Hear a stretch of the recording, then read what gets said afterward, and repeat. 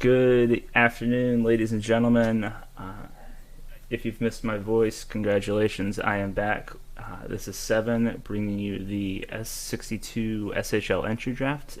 Joining me this afternoon are the Anaheim GM Talls, the Colorado co-GM Rugsy, and one of the rookies in this class, bringing us some fabulous insights, G 2019. Welcome, guys. Thank you for coming out with me. Anything you guys are super excited to hear, or super excited to see happen today? I want to know who goes first. That's fair. That's the big question going on right now.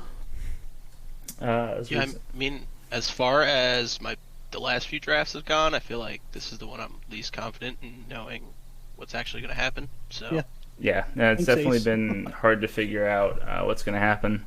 One overall has been tight-lipped. Two overall has been pretty tight-lipped, so it's going to be pretty hard to figure out. Yeah, trying to mock this thing, I think, as everybody knows, has been insane. Just a ton of depth here in this class. So excited to see how it goes down. First overall has probably been locked in for a little bit. It just got posted in GM chat with the first overall pick today. The Manhattan Rage select Askell Fisk, user Mur out of QCC. Kind of showed up a little bit more in the mocks that were going up today. Kind of unifying on that. Congratulations, Mur. What do you guys? There were a couple different options. Do you think Mur did anything specifically to elevate herself over other options, or was it just Manhattan vibing with her? I would say, as a person that's scouted her twice now, and it's had her in both of my locker rooms, that it becomes really apparent that this is the obvious choice. In my opinion, I would have done the same thing. And it was my immediate regret. I had to get this G2019 guy. Yeah. I should have went with Mur. Yeah, just speaking as somebody from rookie chat, and especially, all of us trying to put our heads together on these mock drafts over the last week or so, Mur has been all over the place. Just a fantastic figure. She's been in some other locker rooms with me as a prospect, and just kind of a can't-miss individual to have in your locker room and, build the kind of culture that you want. Clearly she's going to earn. Clearly she's able to put out media. So I think she kind of checks all the boxes, and a really safe and great pick for Manhattan here. And I think part of not showing up right away is being an updater was the job she went with, which isn't the most glamorous job, and not too many people see that, but it's extremely needed, and I'm sure she'll be a great pick. Yeah. Now we're on to our first of many Winnipeg picks today. Winnipeg, in classic Ace fashion, has started stockpiling picks. We're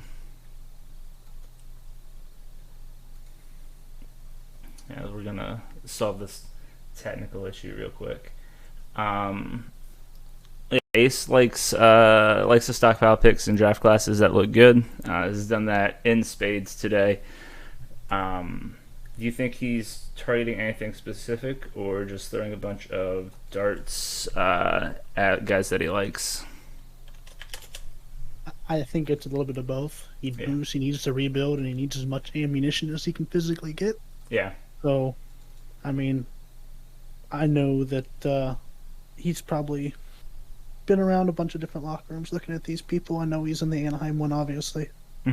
And there's some really good players in this class, and it's definitely the one to go all in, and that's what he's doing. Yeah. There's no way around it. And just in my personal scouting talks with Ace, I know he really harped on these early picks, especially being like cornerstones of the franchise. What you would expect from those top level picks, and just looking at him wanting, a real leader and somebody who's going to be with the franchise and maybe be like a face of the franchise. I think we all kind of had the idea that it would probably be Mikko Rashford. So we'll see what the pick ends up being.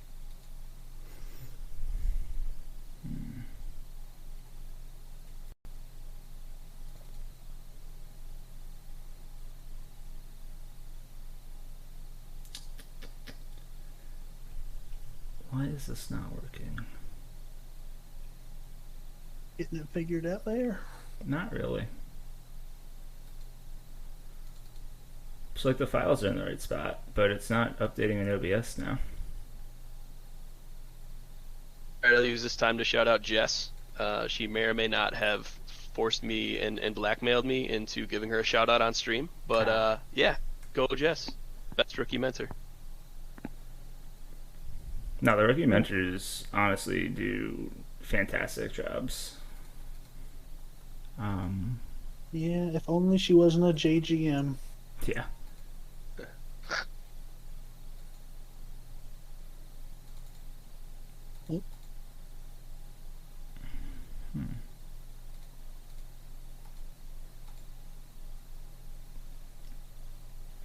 So what about you, Ruggsy? What do you think about some of the Colorado rookies coming up? I am so happy with all of our picks. Obviously, there's a bit of a range in how active they are because some of them are so good, but I think all of our rookies coming up really have a lot of potential in the league once they get settled into their teams.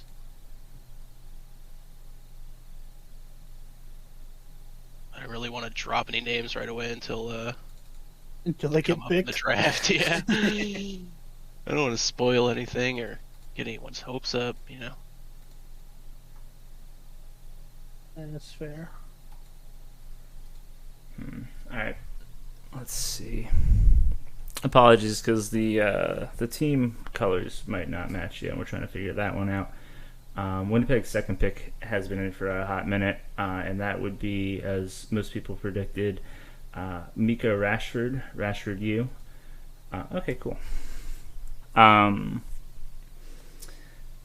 of the first of many new Aurora prospects. Rashford was somebody that I really liked coming out of Carolina, or coming into the J draft with Carolina. And obviously he was identified as a pretty hot prospect, and Newfoundland actually, I think, traded up for him as well. So, yeah, he's a great dude, very involved, very engaged, does a lot of good media. Not a huge surprise to see, but definitely very happy for him.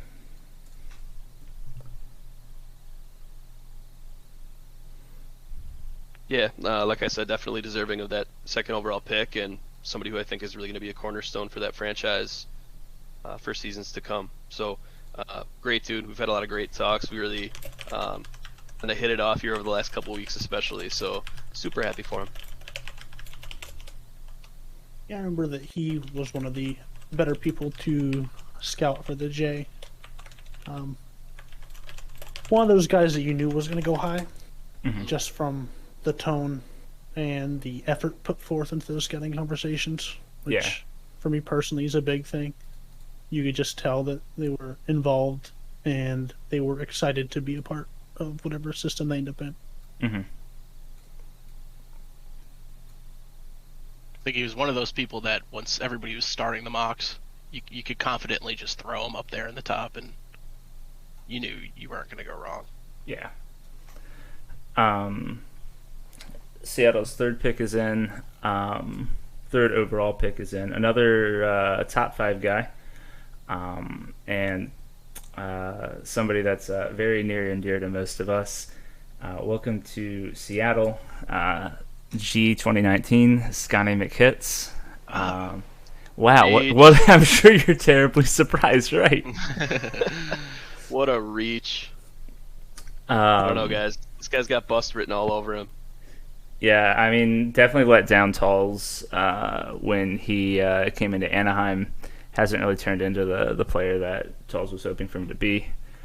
Man can't score. I mean, let's just stop looking around the bush. Man can't score. Like minus 25, real bad. Just abysmal Corsi. Shit build. Sorry, just bad. never has the puck, so he led the rookies in takeaways. Yeah, he was also on a team of only rookies, so that didn't really help. But It's true. No, here in Anaheim, we were trying to turn him into a scoring threat. So, definitely good first year. Mm-hmm. He is the captain of Anaheim, so that's definitely a big thing for a rookie to take, even though it was going to be rookie anyway. Yeah. But no, definitely your experience you brought in from the ISFL has helped a ton with building the locker room from the ground up, and definitely a invaluable asset to the locker room one way or the other, even if your player can be garbage at times. Well, thanks, Tall. It's the nicest thing he's ever said to me. Yeah, okay. Super excited. No, you can go ahead. Just gonna say, super excited to be joining everybody in Seattle. It became apparent during my conversations that it would be an excellent place to land, and I'm super thankful for them to snag me at 3. It's a great honor. Mm-hmm. Yeah, I was only gonna bring up how I'm beating you in fantasy, so. I had forgotten about that. Yeah. Trying to forget. We are, of course, back to Winnipeg for their 1, 2, 3, 4, 5, second of 6 first-round picks that they currently have. Welcome to the Aurora Spac Jero, High Stick King. Another first gen that was pretty highly regarded, both in the J draft and as the season progressed. Really chill, down to earth dude. Has shown a lot of maturity. Really liked getting to talk to him. I know most GMs that got to talk to him in the last 2 months have really enjoyed it. Yeah, no, definitely a good pickup. Surprise, like in hindsight, surprised that he slipped to the back of the first round in the J draft, but definitely it was so talented. Like this draft class in general is so talented. Yeah, he was definitely all he was advertised for going in the J draft and more as a media grader assistant. Mm-hmm. I can say that his art is really good, and he does a lot of it. Plus the render is amazing. Yeah, and couldn't be more perfect. And $62 million, yeah, that'll carry you through a few seasons. Yeah, a few seasons here and there. It's like 4 seasons basically right off the bat. Love to see it. Yeah. We do have a trade coming in for overall.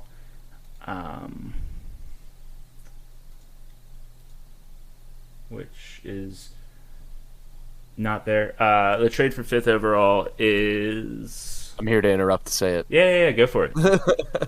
How's it going, everybody? Hey, now. So the 5th overall trade just came in a little while ago. Probably, it looks like I came in right on time. Yes. Where is it here? So San Francisco is sending away 5th overall to Winnipeg, giving them back-to-back picks. And in return, San Francisco is receiving 8th overall this draft, as well as 31st and 36th. Cool. Thank you very much, Nor. Yes, sir. So yeah, we have Winnipeg still on the clock, and that pick is used to pick up their second player from Newfoundland, Jay O'Neill, Suburbine. A dude that I really like to get into talk to. In the J process, really took off in Newfoundland. I know Rashford was super interested in getting to play with him at the SHL level, so that's nice to see that Ace is looking to sort of buy into that established chemistry between users. Like they all know, like everybody knows each other through like the rookie Discord, but getting that extra team connection can be nice. Definitely helps you also establish a pipeline from a pretty successful J team at that point.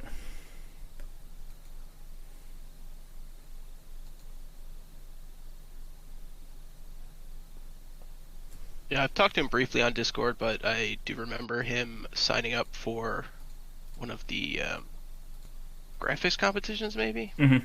Yeah, he was in the graphics competition. Yeah, I do remember that for the Blizzard.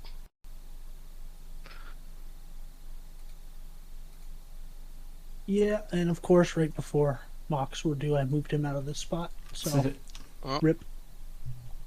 What I get. No, I think like most people that like, if you were guessing that Rashford and Suburban were going to end up together in Winnipeg, you were looking at like the existing Winnipeg pick and not necessarily a potential trade. So that's fair. We also have a trade for 6 overall. Hopefully now we'll come right back for that. I'm right here. Cool. Awesome. What you got? So we actually have had a flurry of trades just pop up. So for ease of listening for everybody, I'm gonna announce them rapid fire. Yeah.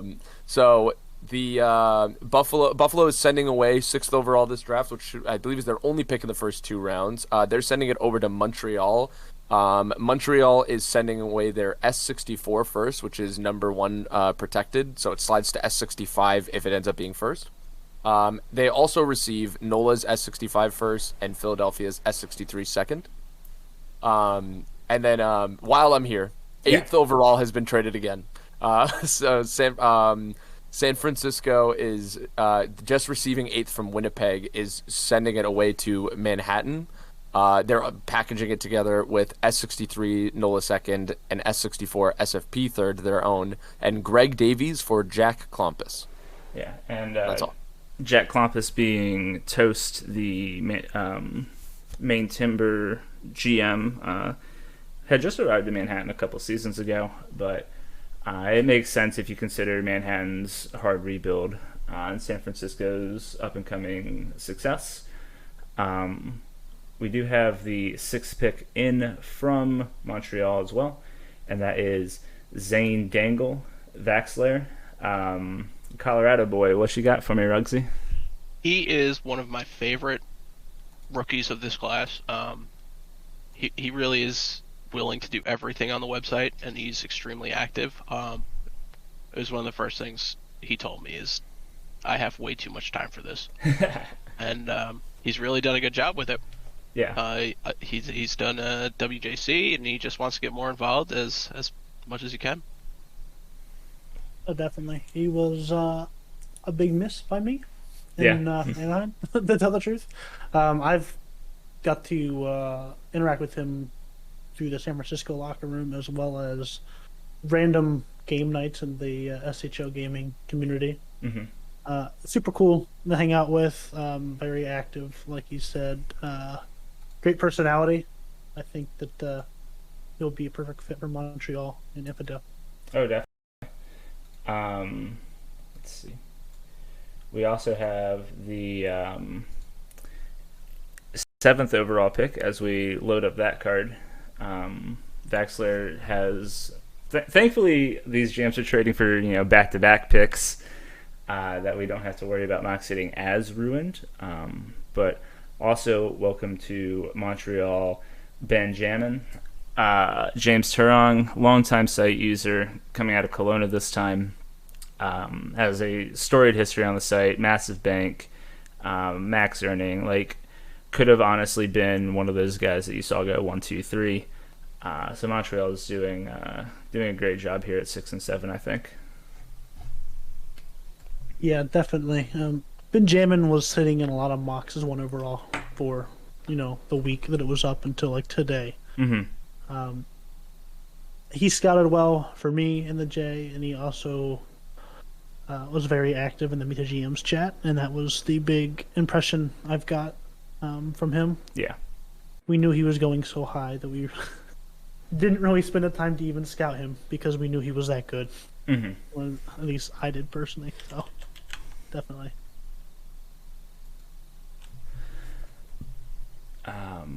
Then we have the 8th overall pick, now owned by Manhattan, because the top of this draft we finally got our chaotic first half of the SHL draft that we've been wanting to have happen for a couple seasons, and definitely living up to expectations.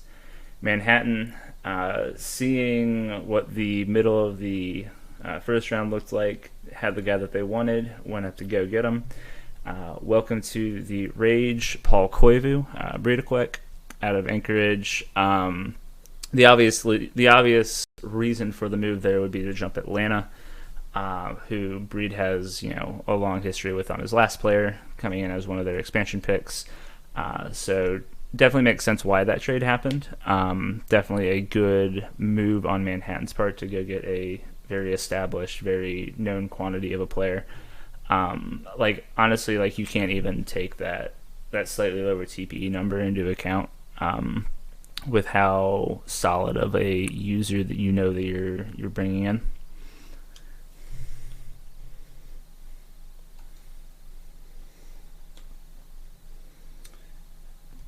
And I think he's one of those who is hoarding their TPE and just hasn't updated for a couple weeks. So I know that feel. Yeah. Yep. Makes a newbie like me feel great when I'm like, oh yeah, I have a solid rank in TPE in the class, and then all these people are like, just wait. Yeah. Just wait for my update. Just wait. He's someone who, at least personally, I really was interested in last season for Colorado, but obviously he went too high, so that didn't work out. But it was second overall, it makes it kind of hard to get him. Yeah, and it's deserved here as well. Yeah.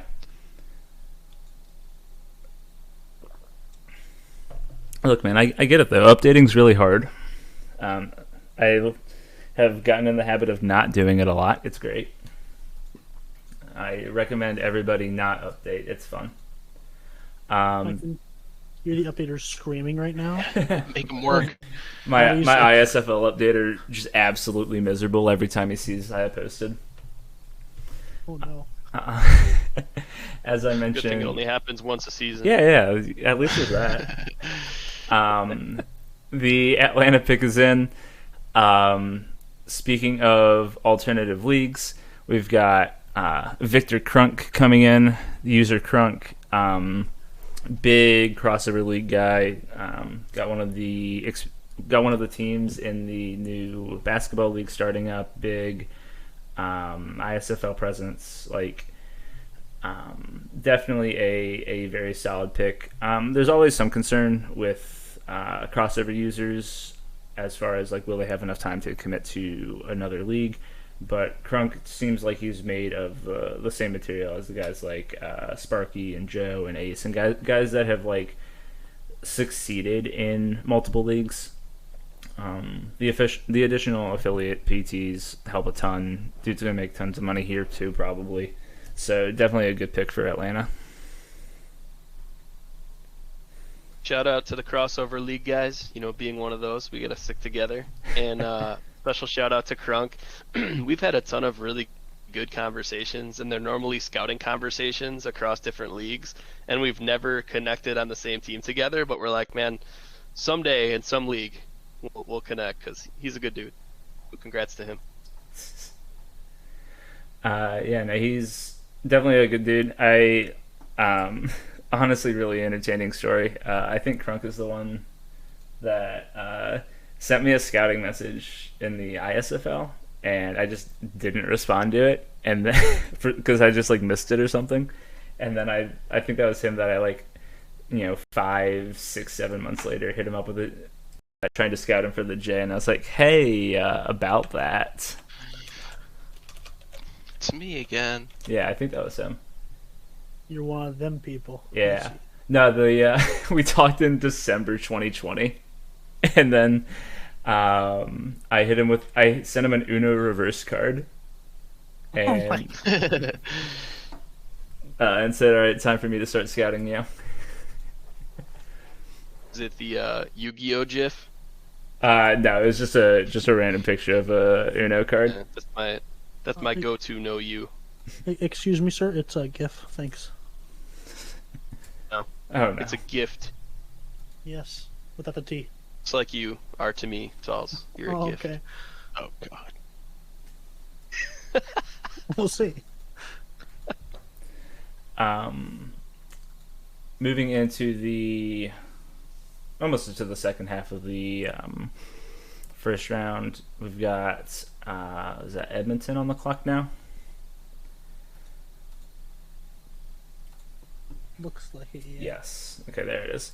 We've got somebody that I hope Ruggsy can tell us all about. Welcome. Yeah, definitely. Welcome to. Oh, that's why is that? Hey, it's Mr. Blank. How are you doing? Why is that not showing up? Draft card. All right, Ruggsy, you describe what he looks like. Describe what good. he. Well, he does have several names. He's one of those people that has a different name for Discord. You got something? Only had to do that twice. Yeah, that was weird. But yeah, welcome to Edmonton, Shoyo Hinata, Formula Un. Also, Gordon Bombay on Discord. Okay.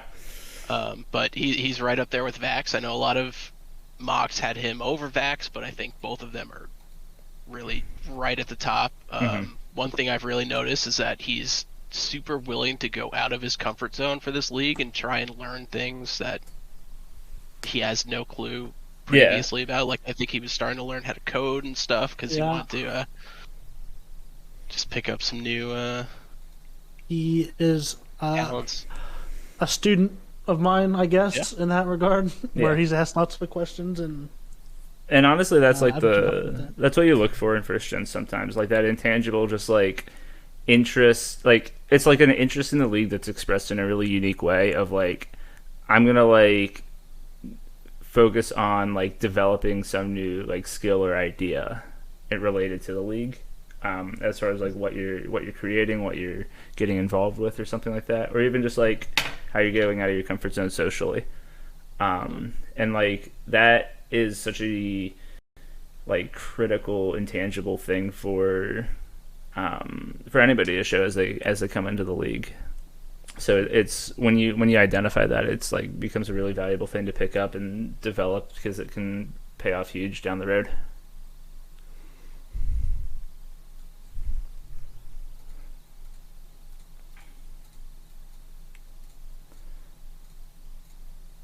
Yeah, I think it's the type of person that kind of brings new ideas to your team and isn't the same echo chamber.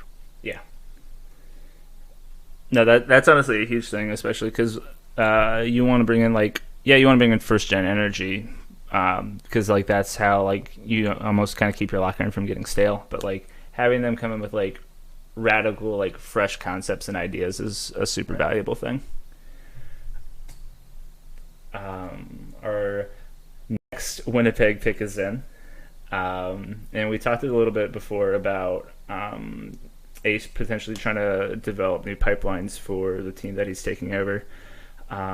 Jaeger Jones, Thunder 39, the Regina co-GM as of a couple weeks ago. Obviously picking up the GMs and co-GMs from the J that have a lot of knowledge about different player bases that get involved with the scouting 2 months prior. That can be a super valuable thing for an organization when you're trying to develop new talent. So the GMs are definitely a linchpin of developing those pipelines, so that makes a lot of sense.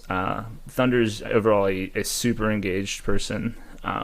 He was participating like with the events team, trying to help us out with different things in like draft production before he was even drafted in the SMJHL. Like, came back to the league and has such a serious drive to like contribute. It's really impressive. Yeah, I really like talking to him when I scouted him. Really good conversations. Just knowing those people, you can just tell that barring something crazy, they're going to be around for a while. Yeah. So, just a really impactful player. Exactly. Someone you can kind of rely on, hopefully. And that'll really energize the locker room that you're starting up again. Definitely. Oh.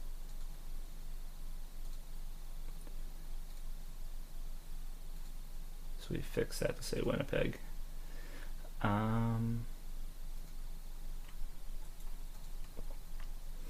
Yeah, the next Winnipeg pick is in, and this one, we mentioned that Newfoundland pipeline that they're looking to start up. Tommy Tightpants is also on his way to Winnipeg.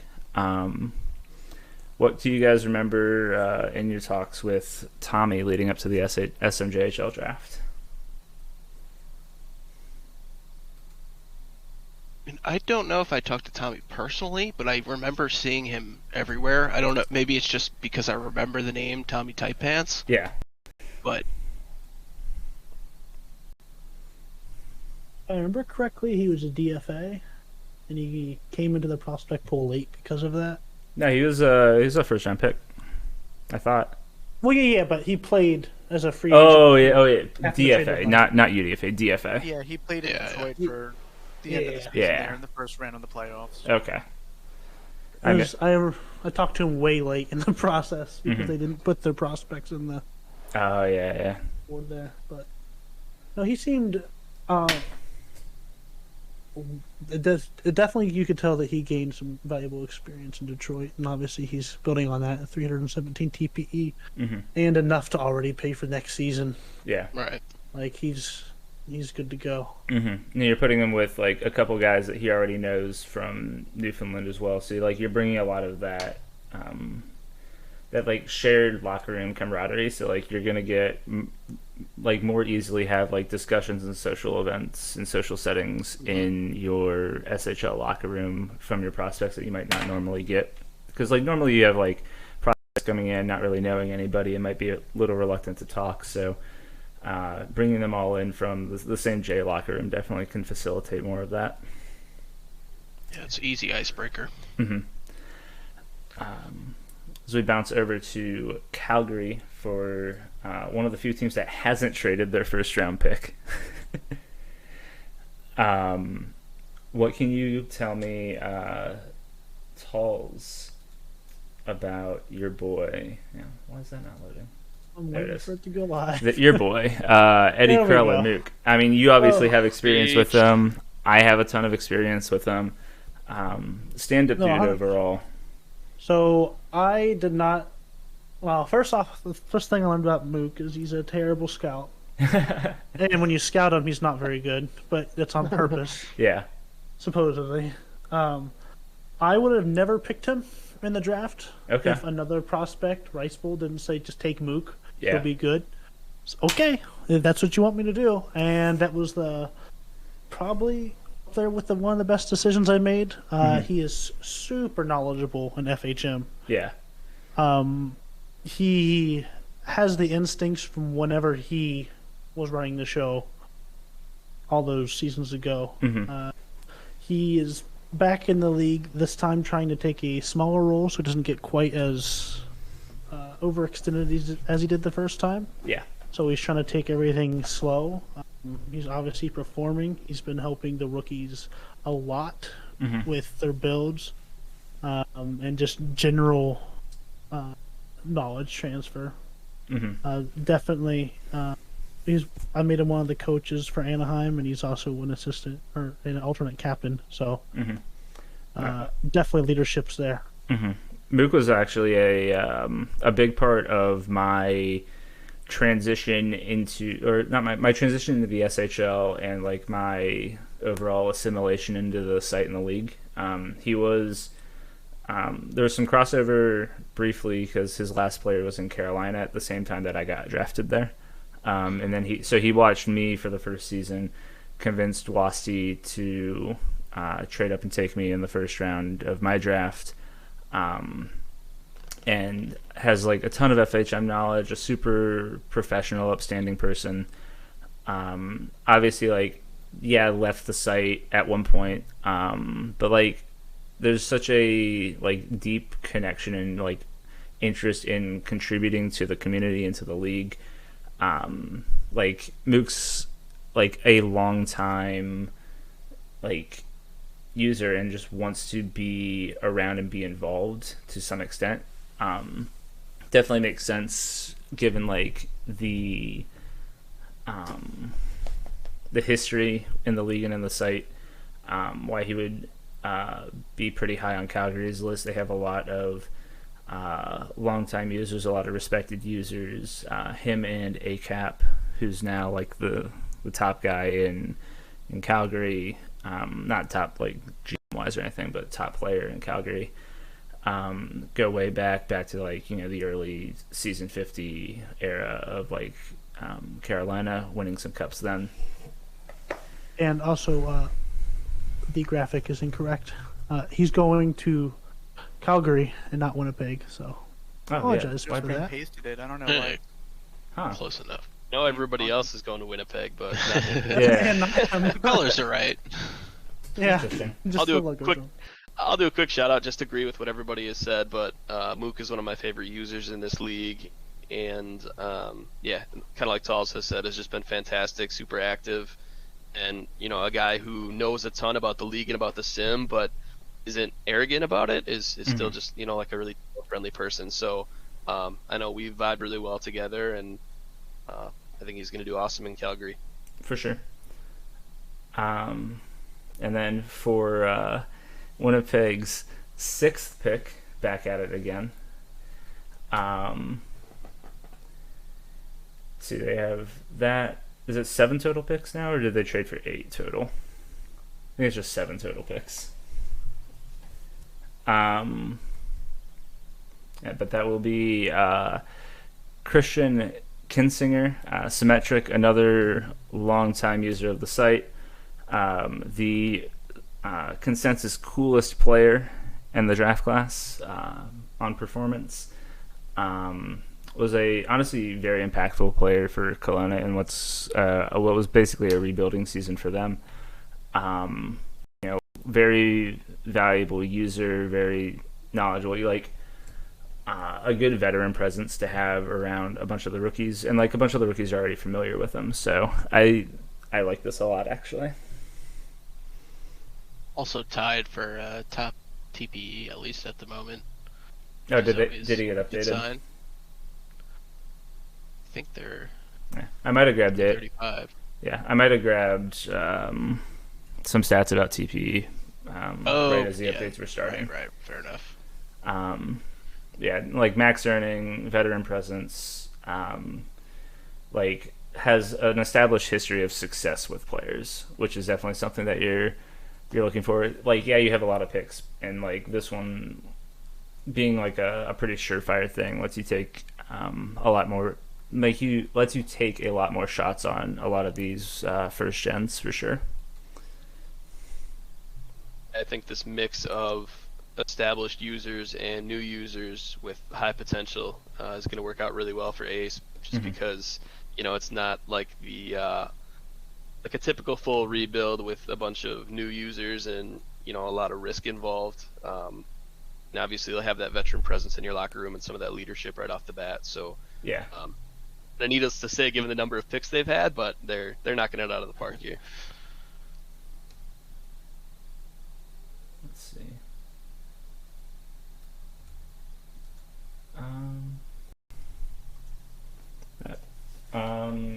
Cool. So we have our first. Surprisingly, Ace was not able to collect all of the Newfoundland Berserkers. They are sending Jeff Larson to Manhattan with their Manhattan's 3rd pick of the SHL draft. Redder 15. Kind of like Newfoundland's entire class, I think, really vibed really well. They took a lot of shots at first gens, and it really paid off. And Manhattan's kind of in a spot where he'll be able to really grow and develop. There's a really good presence. You got guys like Jax and guys like Canadice in there as prospects that are developing or have now been called up that are a good transition into this new era of first gens. I think on a personality standpoint, I think he and Murr will get along really well, and he and Granny Pan out there will get along really well. Yeah, I remember scouting him, and his story of getting into the league was interesting, where he mentioned that he was collecting sports cards. I can't remember if it was hockey or not, but essentially him and a few buddies discovered the league and all joined at the same time. Yeah. And I thought that was an interesting story, and he was definitely on our list. If I remember correctly, he was sniped one pick before we could get him. So, as is tradition, I guess, for Anaheim. It happens a lot. You get used to it eventually. I keep telling myself that. We'll see. Yeah, back to Winnipeg again for their presumably final pick of the SHL, the first round of the SHL draft. And it is our first goaltender off the board. There were a couple guys that could have been expected to go in the first round. One of them's going here. Welcome to Winnipeg, orbiting death, Rebecca Montag. I don't even know how to pronounce that. Montag. I don't. Yeah. That's my guess, at least. It's it's the same as Rainbow Six. Come on, man. I actually don't play Rainbow Six. Rainbow Six. I'm a disappointment. I'm a CS Back guy. in the day. But orbiting death was one of the first prospects I did invite into the Anaheim locker room. Yeah. Because we're looking for a goaltender to replace myself. Yeah. A lot of experience in the league. Was great to hang out with. Still makes an appearance every now and then to snipe whenever Pokemon I want. Which is just great. Yeah. But no, he definitely was one of the better goaltenders in the draft, and definitely deserves to go first. Especially look at that bank, like. Yeah. No, bring in bring in a ton of sim league experience. Like last player was 2K. Max zoning on this one has enough bank to go for most of the way to 2K right now. Like you just boom right away got your goalie for the next 15 seasons. Really not that far away from that 10-year badge too, which is very impressive. Yeah.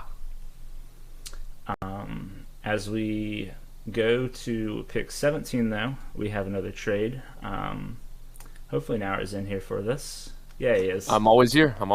Cool. All right, guys, how's it going? We doing all right after so far through the first round? Yeah. Hell yeah. Love to hear it. So we've got a trade to announce for 17th overall. Tampa, owning 17th, which is originally Edmonton's pick, is sending it over to Los Angeles. In return, Los Angeles is sending their own S63 first next season and their S64 third 2 seasons from now. Excellent. Thank you very much. And with that pick, the Los Angeles Panthers are selecting Yannick Svoboda. These are Whitecap out of Regina, another first gen. Was lucky enough to cross paths with them every once in a while in the Regina locker room.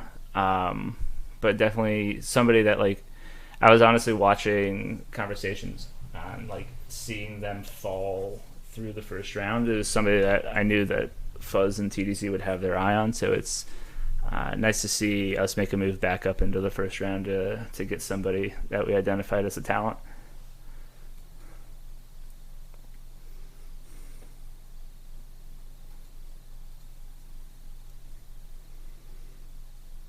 Yeah, welcome to the Panthers. I don't want to talk for everyone because there's other people here, but yeah. Definitely. This user I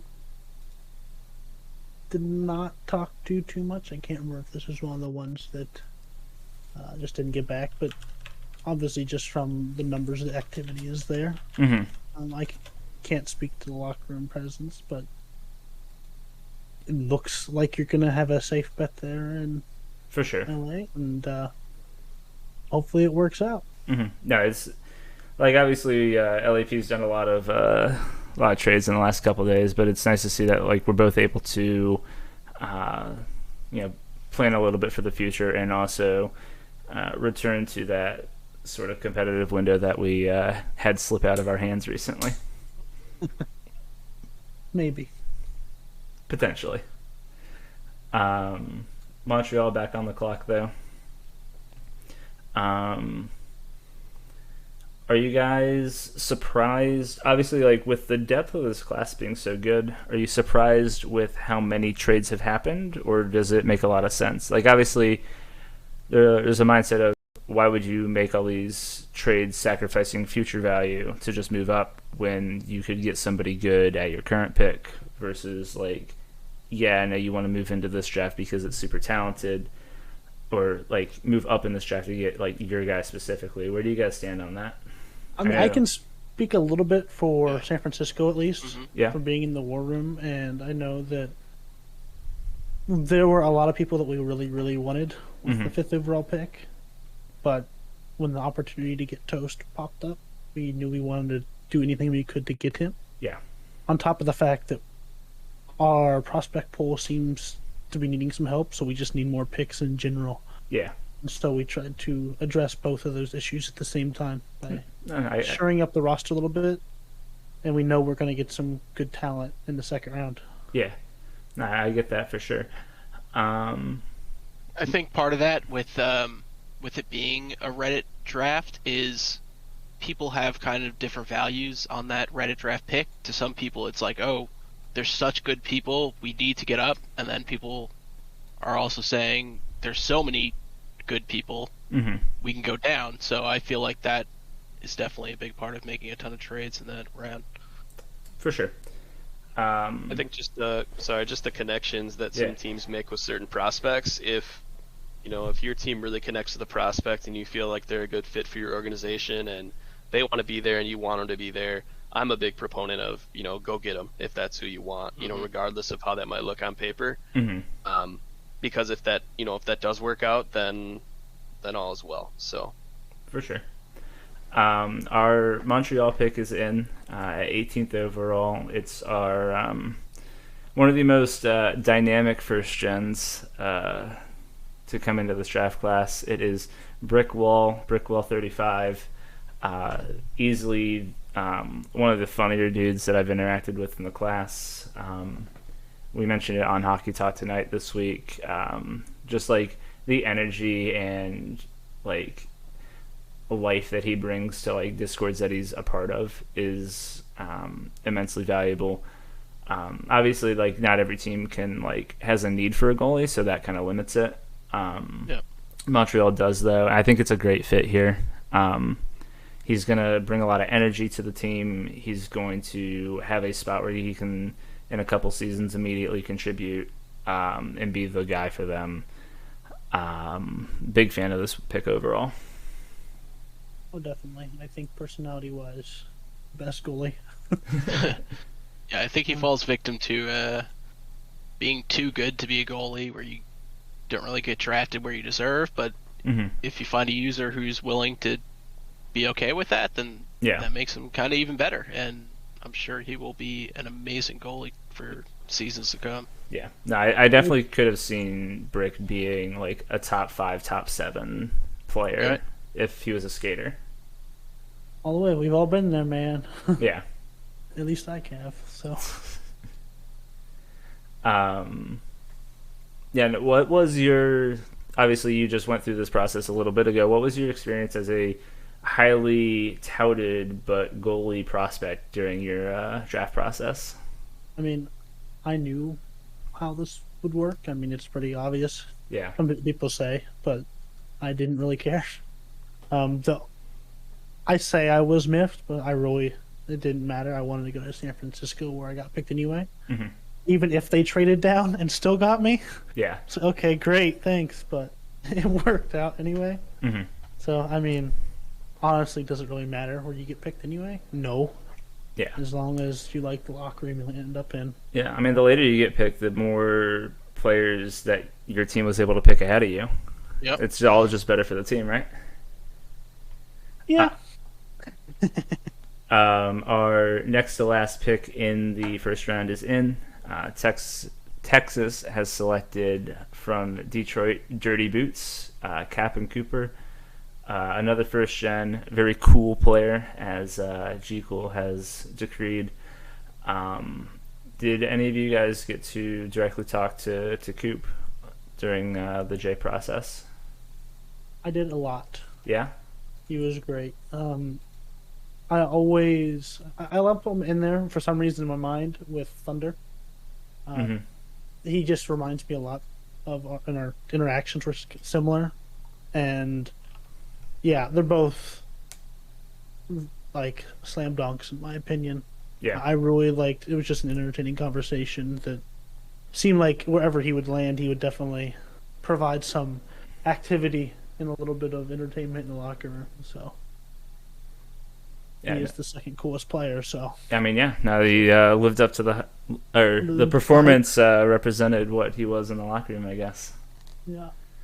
As we get into the final pick of the first round, one of my personal favorites just on novelty, I guess. Welcome to part of the existing pipelines for Hamilton. Welcome to the Steelhawks Cup Noodle. Wolf Gravy was a UDFA coming into the class. Missed the J draft. I know, Talls, you were aggressively pursuing every free agent that you could. Oh yeah, I was so mad when he didn't go with Anaheim. But I drove his price up to, I think, get him to sign a $6 million deal with him. So that's what you get with Anaheim. Jeez. It's the most expensive cup of noodles I've ever seen. He was, but no, he just amazing. Worth it. 100% worth it. You could tell that he was going to be definitely, if not anything, just interesting to be around. Mm-hmm. I mean, 32 assists as a UDFA seems kind of insane. I mean, it is with Anchorage, but yeah, I mean, still. No, like obviously, like played a big role for their team already. Yeah, that's huge. Like definitely like fringe levels of like rookie of the year contention, especially, which is coming up this week. Actually, the J Awards should be, I think, on Wednesday. Spoilers. Looking forward to it. Just to add a couple words about Volf quick. Fick user, actually teammate of mine in the new WSBL for the Vegas Bolts. So shout out to Volf, and we had talked a lot in scouting for DSFL as well. So awesome user, great pick there. All right, moving into the second round, we have back-to-back Manhattan picks. Where do you think? Is there anybody that slipped out of the first round that you were considering were very likely to go in the first round? Anybody that's kind of leaking out here that somebody's going to capitalize on? I can speak to obviously the Anaheim guys. Anyone who passed on Samuelson, Rice Bowl, or Unconfident, that's going to be a mistake, in my opinion. Those guys are instant locker room hits. And Captain Gusar as well. Mm-hmm. He's from the UK, so his time's a little weird with scouting and everything. But he's one of those guys that every single day posts in the Discord. He's part of the Good Morning crew, so definitely drives activity just by being there. Yeah. And it's a little surprising, also not that he slipped out of the first round, but we'll see where they land. I think sorry, I'd add Juosu as well. Yep, that was what I was going to say. True. Wendley and Ramsbottom. Just starting to learn a little bit more about Juosu, and what I'm learning is that this user is sim blessed and is committed as a sim league user across multiple leagues, and always just seems to have great players. So to see a consistent veteran user like that slip out of the first round is kind of surprising. I think thinking back to the WSBL draft we had, what was that, a week ago? I feel like I kept seeing people say Giroso falling like multiple times. There's like definitely notable value in like such a established crossover user there. Yeah. Manhattan's first 2 picks of the second round are in. Welcome to Manhattan, Vasily Arkhangelski, Michigan Anonymous, a big brawly boy. Led the rookies in fights, picking up where Junie Pando left off in Manhattan. Probably, they're gonna have probably one of the grittier teams coming up, which is going to be fun to see. I wanted him so bad in the G draft, so bad, and he went in the first round, I believe, because I didn't have a chance to pick him in the early second. Yeah, so he went. He was Detroit. He's one of the fun guys in the Detroit locker room. He tries to stay in character most of the time, which is ridiculously entertaining. But he's a great dude, great pickup for Detroit, and a great pickup for Manhattan as well. Mm-hmm. He was in my draft class for DSFL, so we are teammates in Norfolk there, where I'm now GMing, and he's our defensive captain. He's just a fantastic guy, helps out in the war room, loves digging into the data, and just a super guy, so super happy for him. Mm-hmm. The other pick to start off the second round for Manhattan is Village BC, Ignaz Playle. Somebody that I actually thought was probably going to get up there in the first round. Have the TP, have the interaction on the site to definitely could have been a top 20 pick. Slides a little bit out of it, but I'm sure Manhattan's definitely not complaining. Yeah, we're getting to that range where these guys getting picked now would normally be first round picks if it wasn't a Reddit draft. Mm-hmm. There's just that many.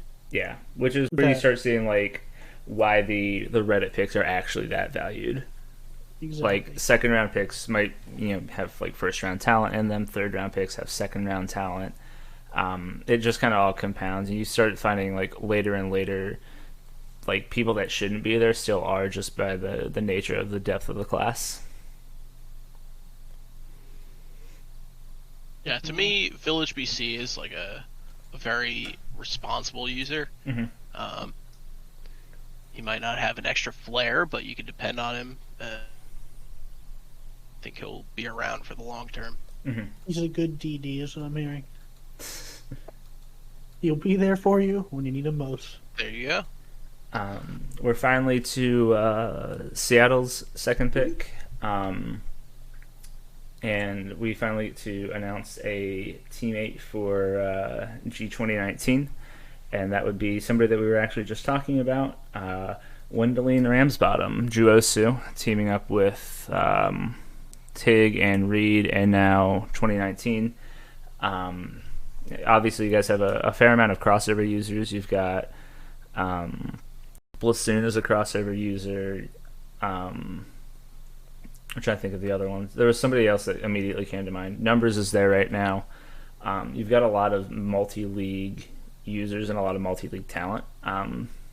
So that is a good fit. There's going to be a lot of value there as a player as well. But yeah, congrats on having some draft class teammates, Scotty. Yeah, funny story, right after the pick, I got the invite into the locker room, and Juosu was one of the first users that I saw that had reached out to say congratulations, and they said, I don't know if I'll be here too much longer, but I'm here right now, and so, yeah, it's funny that there's somebody that I was surprised dropped out of one, and Seattle was able to get them anyway, so super excited to play with them. Mm-hmm. Now you get to drop that Uno card. Congratulations. There you go. That's right. Yeah, no, I think that's as we were just talking about, insane value to get Juosu not with a first round pick. And obviously they're not going to be too upset about it, knowing that they could have gone on the first, but they get to go somewhere where there's an established solid culture, and they're picking up additional first round talents in 2019. Back to Manhattan for their third pick of the second round already, and that is out of QCC, Barry Bertrand, BL Bertrand. One of the late round flyers that QCC was taking turned into just an absolute stud for them. Talls, I know you were competing with a couple of us in the later picks of the last J draft. Was Bertrand on your radar, or was that a miss on your end? Oh, I missed. It's a miss. Yeah, I mean it's hard to hit on all those. Well, as a esteemed GM to draft the namesake of our E6 spot, you missed on a few. Yeah. No, it's that. No, Bertrand's coming to the league, and honestly done super well. Wasn't like dissuaded by the late draft pick or anything. Has come in, earned their money, earned their TPE. I think it's a pretty good fit overall. Like, honestly, this could be one that was inspired by the Murr pick overall. Like Murr's like, hey, I'm gonna pick up this person as well. So they'll have people that they know, at least in Manhattan, which is always super valuable, like we were talking about before.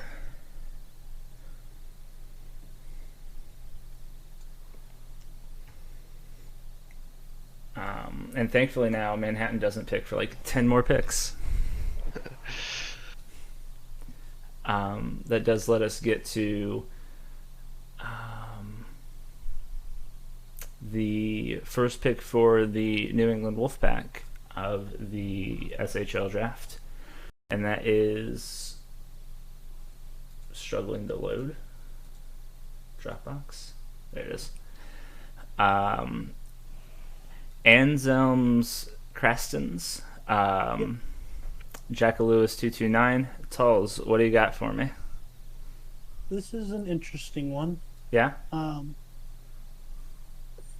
He is a great locker room presence, one. He is a cross-league person. He is, I believe, the kicker for G's DSFL team. Okay.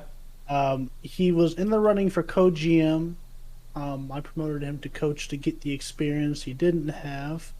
He was developing good as the backup for myself and is intended to be the replacement for the future. But as of right now, he is MIA. So Okay. I hope that he comes back soon because I really need him before the next draft. Yeah. Because I don't want to pick a goalie 2 seasons in a row. Fair. If he comes back, he should have went in the first round. If he doesn't, then it's a risk by New England.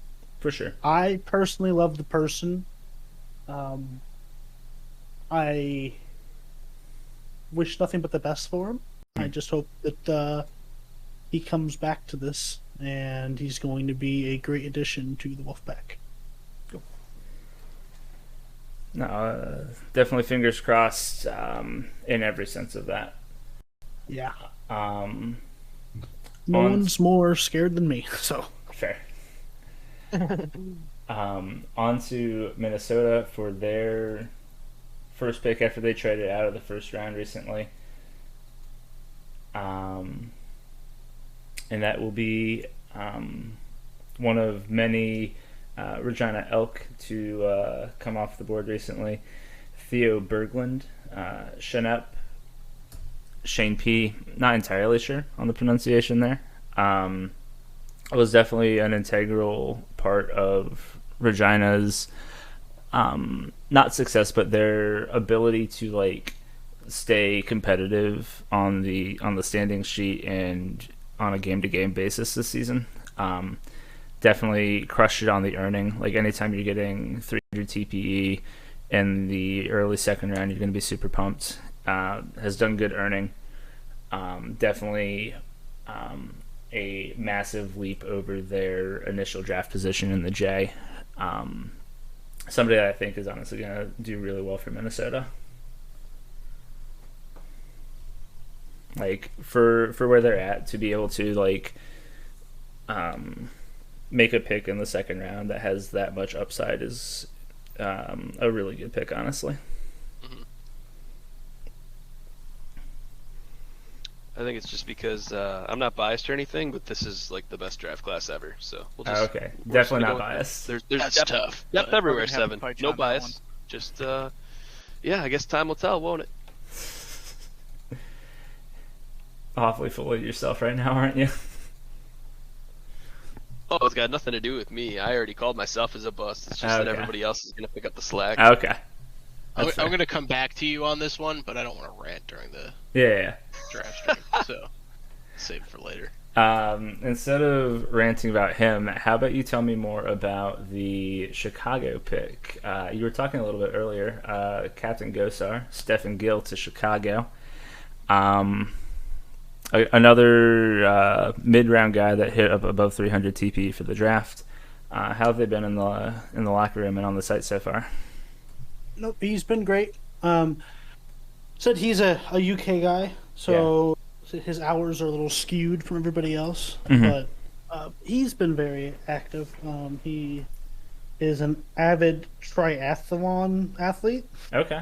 Which is always sure. I just know he says he does these things, and I'm like, I could never do that in my life. So, good on you, I guess. But no, he's really cool. I really like him. He has been a super good locker room icon. He's been earning enough. He's been doing some media. Yeah. He's doing all we can ask of him to do. And I'm really happy that he's going to a very established SHL team that has some success ahead of them. No, and like Chicago's definitely capable of like bringing in these sort of underrated guys and turning them into super notable SHL players. So like I expect him to thrive in that situation. As long as it's not for 3 more seasons.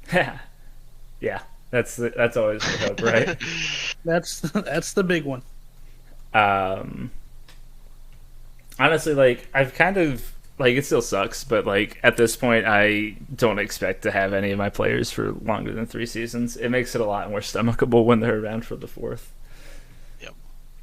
Like the reinforcements. Yeah. Back to Montreal, who have had a lot of picks as well. They've been notable about trading into this draft. I was seeing in the GM chat between Montreal, Manhattan, and Winnipeg, they have like 24 of the first 40 picks. And with the 28th pick, they're taking honestly somebody else that could have easily been a first round talent. Gordy Goodenough, M. Davidson, another 300 TPE guy out of Regina.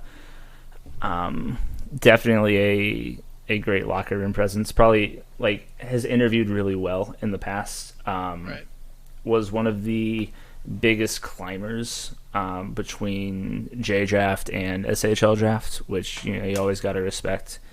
There's definitely a drive there that Montreal has recognized, and I think he'll fit in really well with the draft picks that they've made so far. Yeah, this is someone I didn't get to talk to a ton, but when I did, it was like the ideal user. And then, obviously, as a graphics person, I always appreciate somebody doing something that not everybody does. And making your own like renders like they do is, I appreciate it so much. Off to Atlanta for the 29th overall pick, and that is coming in as Alexander McKenzie, Dr. Big Mac, who's somebody that Rashford actually knows IRL. They were super pumped to end up in Newfoundland together. Unfortunately, they won't end up in Winnipeg together, but honestly, I think Hot Dog has done really good here in picking up a guy that was kind of an unknown quantity coming into the J Draft and has thrived really both in Newfoundland and on the site in general. Got enough money for the next season or two given contracts, earning pretty much all the TP still. Definitely a good value pickup that I'm sure Atlanta's super pumped to have fall to them. Yeah, I was a big fan of Big Mac during the J Draft. Not that I had talked to him, but I had really good talks with Rashford. He messaged me like, "This is my friend," and immediately I was high on him. And sadly, we didn't get him, but I'm glad that he's still keeping up. Not like honestly, he was somebody that was on my radar in the middle of the J draft, but I have a good and bad habit of like leaving opportunities for people to go where they'll overall thrive. So I'm happy to see that ended up happening for sure.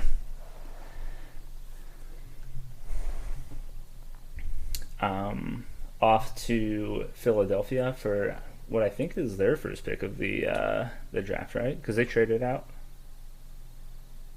Yeah, because they traded out. So their first pick of the draft is in, and it's one of our. We've had one UDFA so far. This is our second, and that is Lenny Hawk, MC Pumpkin, out of Carolina.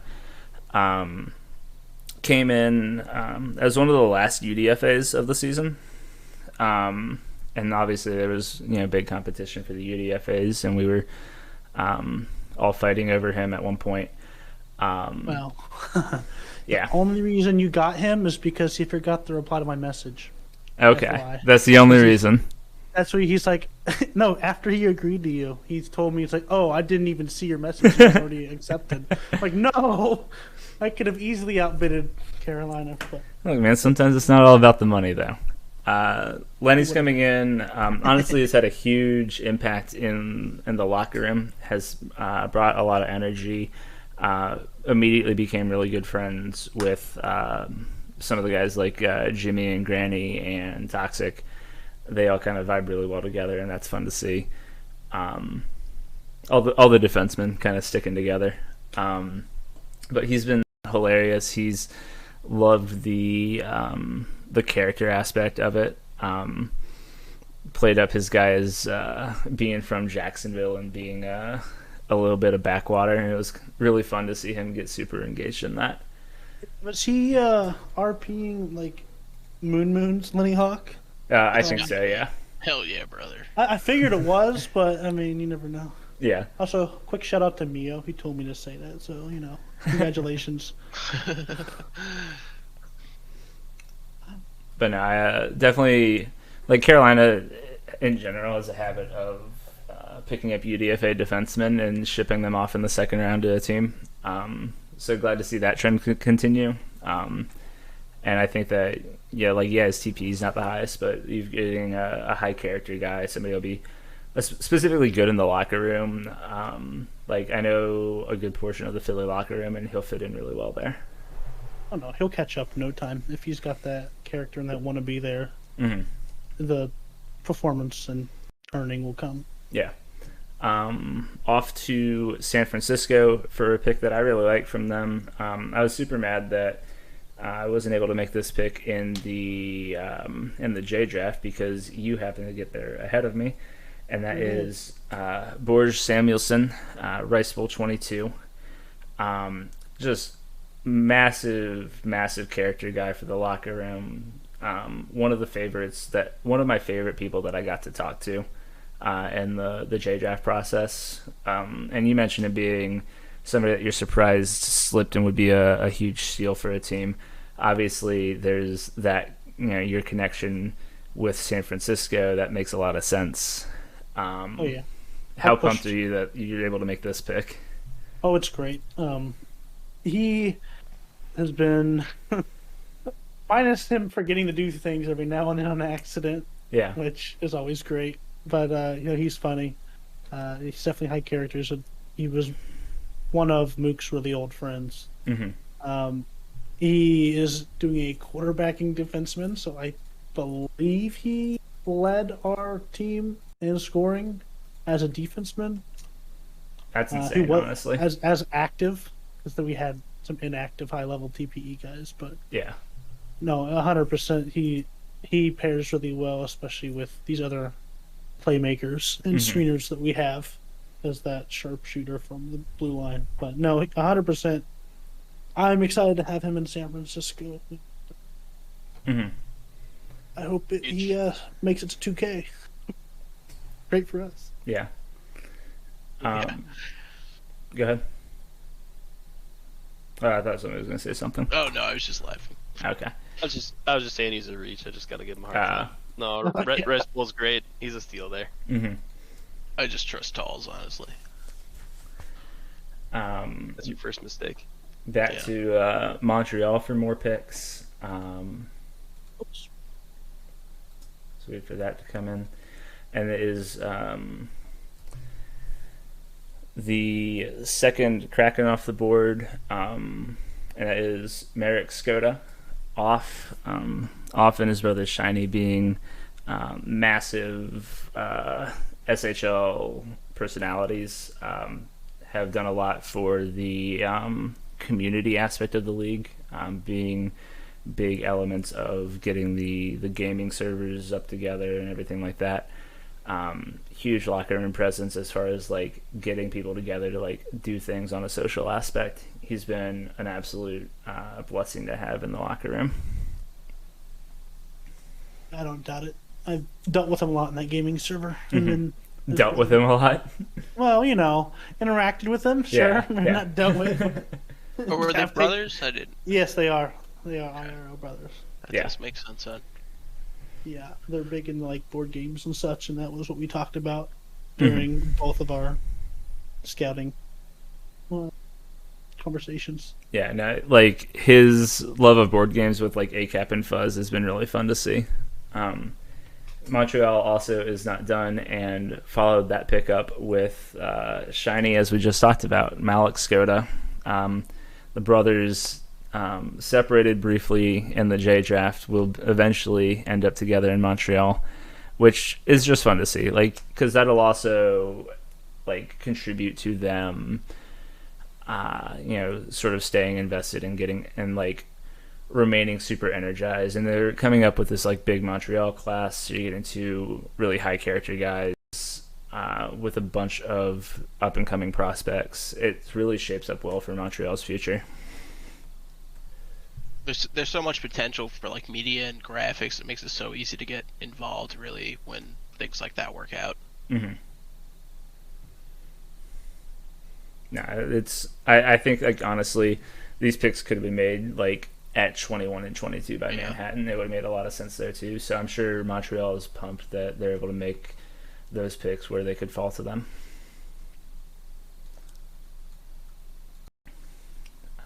But speaking of Manhattan, we're back to them.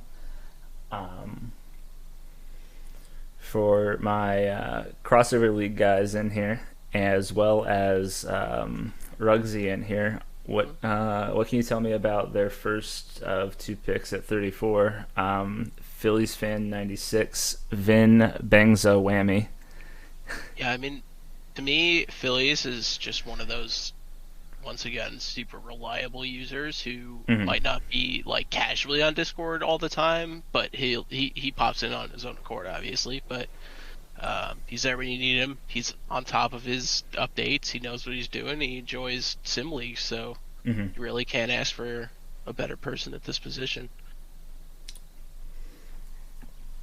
No. So GM of New Orleans in the PBE. Yeah. I think that tends to take up most of his time, but right. He actually just recreated in ISFL, so he's going through that scouting process right now. Definitely just a real solid guy. Has worked with the awards committee over on the DSFL side as well, and kind of coordinating that. So management experience, leadership experience, sim league experience, good demeanor, good personality, pretty laid back guy.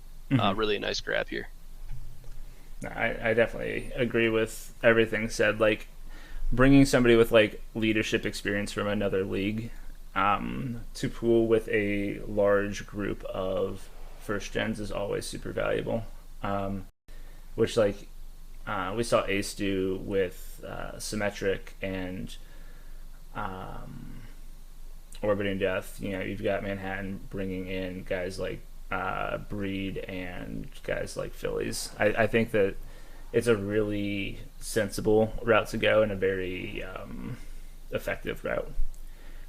They're also bringing in a long-standing Sim League user in Nameless Nate, Velky Moose, out of Maine.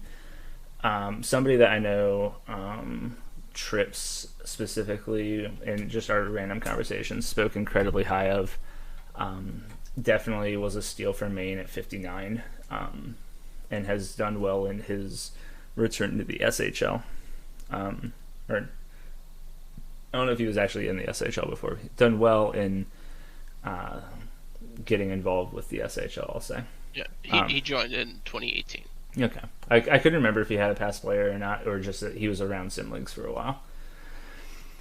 But yeah, like Tripp spoke high of Nate. I know he's been a very impactful person, another high character person for the Timber and now for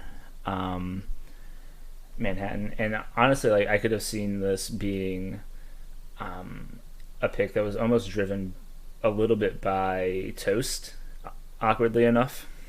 Like, you know, if you have the JGM saying good things about this person for a while, then yeah, it makes sense that reputation and like that description of the person might hang around even if the trade happens.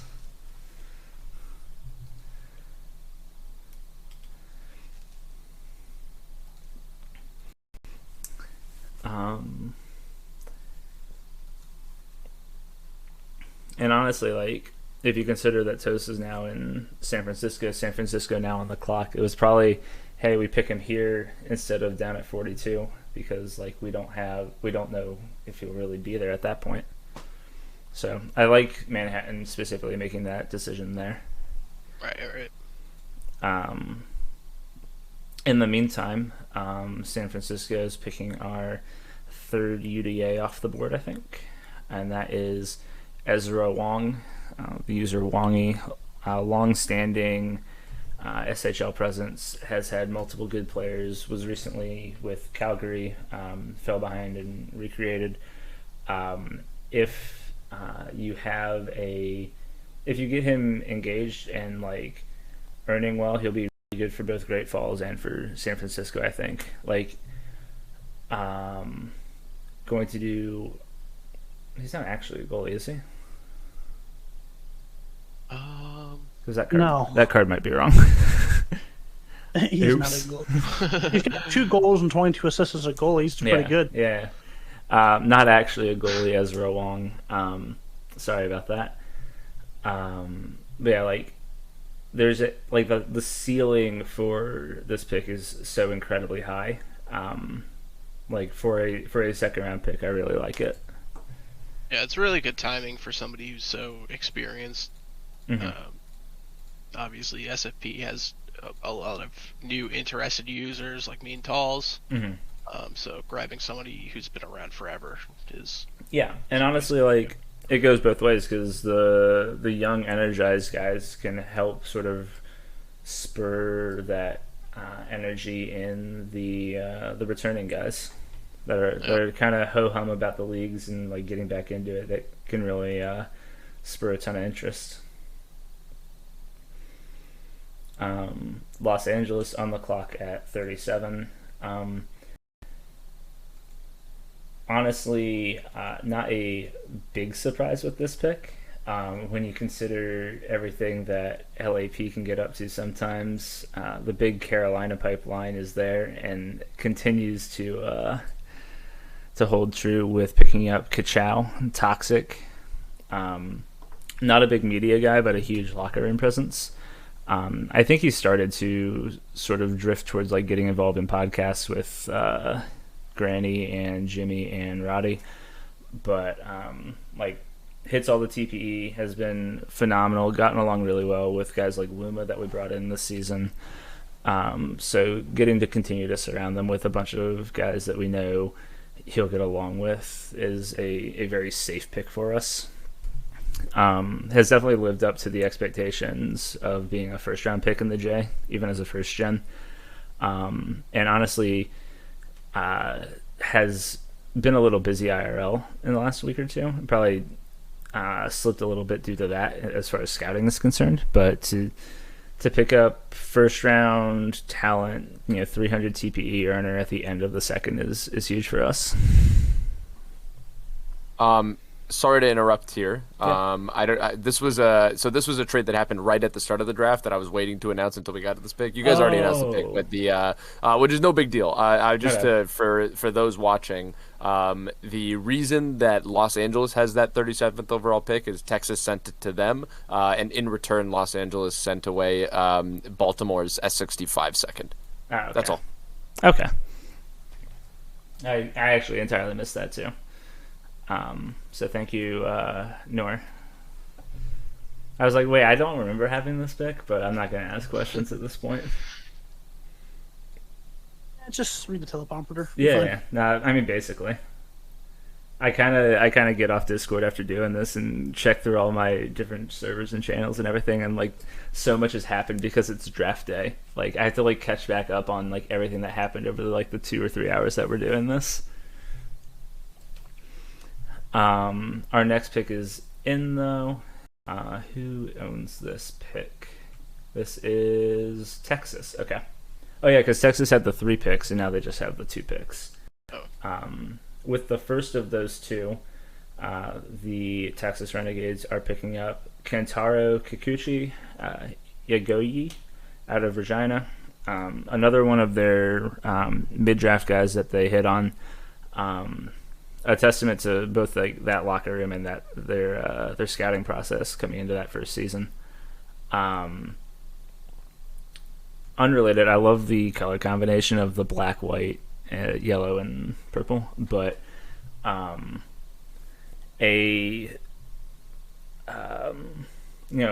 and coming guy was kind of quiet at the start of the season, I believe, and then started to accelerate in earning, as opposed to like some guys that fall off. He definitely kind of got more and more invested as the season went on and kind of flew under the radar, I think. Yeah, he kind of did the opposite, where people start earning real quick and then fall off, but started a little slow, but now he picked it up, and really for the SHL, that's all that matters. Yeah. Little things aren't really good. Yeah, it's the long run of things. Like, yeah. Not concerned with like 1 month, concerned with 12 months. Right. And then they have their second of 2 picks as we get close to finishing out this round. And that is Merlin Metzler, Avocale, a long-standing guy in the site. Used to be really involved with different aspects of site administration. Freshly back, signed as a UDFA with Newfoundland. That's weird because he did have a high bank. I don't know why that didn't carry through. But brings forth a huge bank, I believe. He is at 64 million right now. Okay, yeah. So I don't. Sure.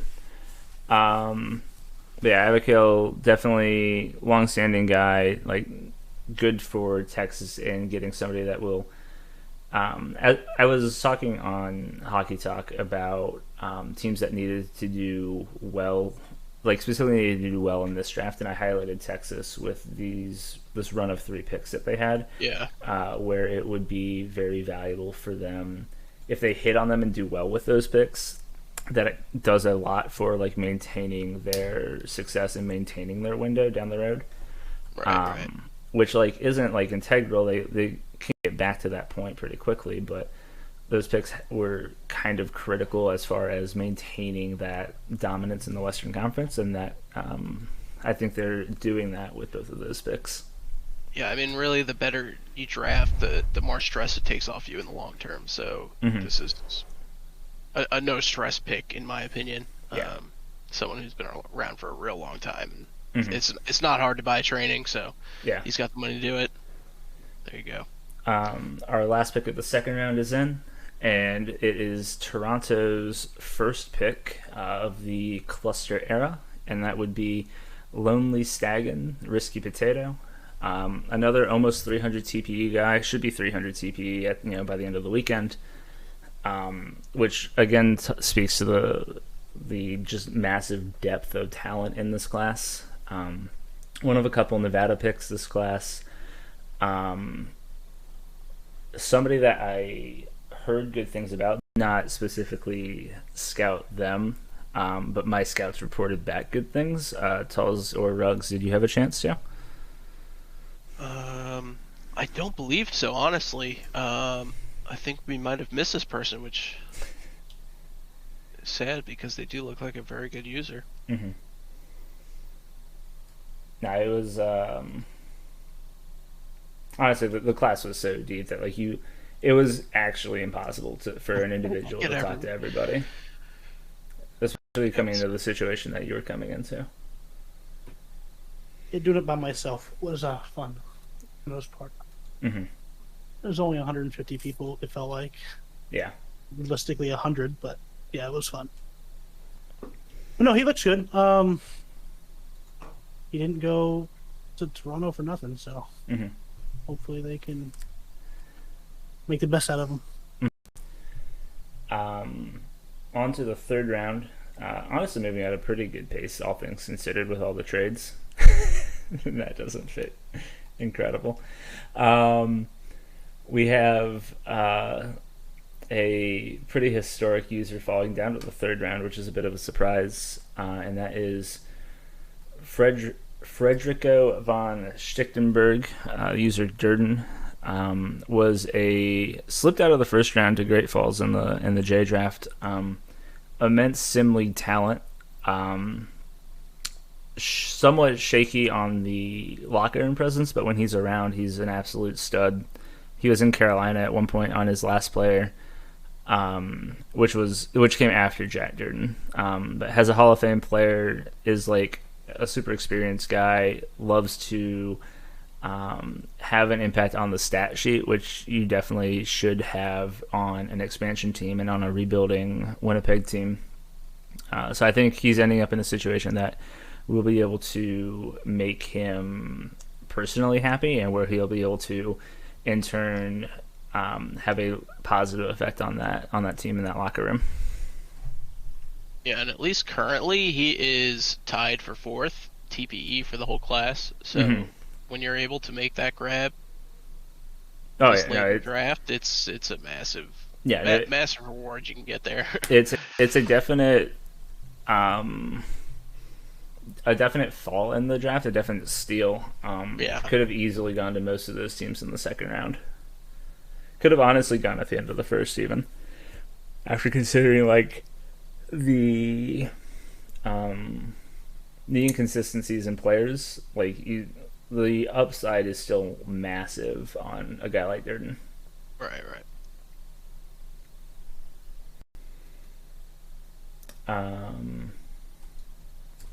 I think Ace is doing really well with all of these picks. There haven't been a lot of ones that I've internally questioned in this draft in general, but specifically Ace is drafting incredibly well this season, I think. He has to, so yeah, it's good. We have our first Scarecrow off the board at 42, which is Vincent Catalano to Manhattan. Potentially the heir apparent to name redacted Skeleton Party, who's doing well, but Vincent will fit nicely into a backup role for the first couple seasons, earning well as a goalie. One of 4 goalies to hit 300 TPE coming into the draft.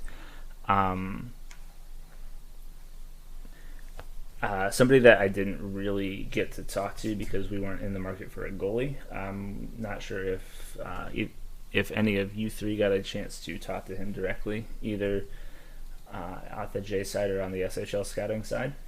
Yeah, during the J, I was able to talk to him either just before the draft or as the draft was going, and it was a great talk, honestly.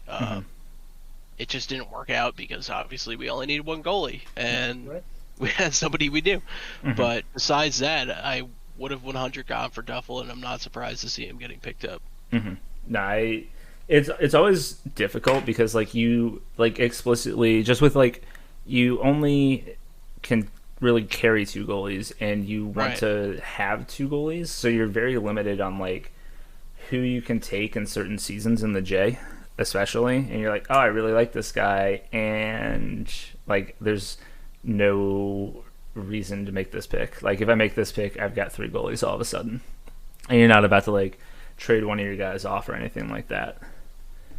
You're definitely limited sometimes in getting able to reach some of these users, which is just a disappointing reality of the situation. I think you miscorrectly said it was the first Scarecrow, by the way. Oh, I did. Was there a Scarecrow before? Yeah, Josu. Oh, yeah, you're right. I missed that. You're right, my bad.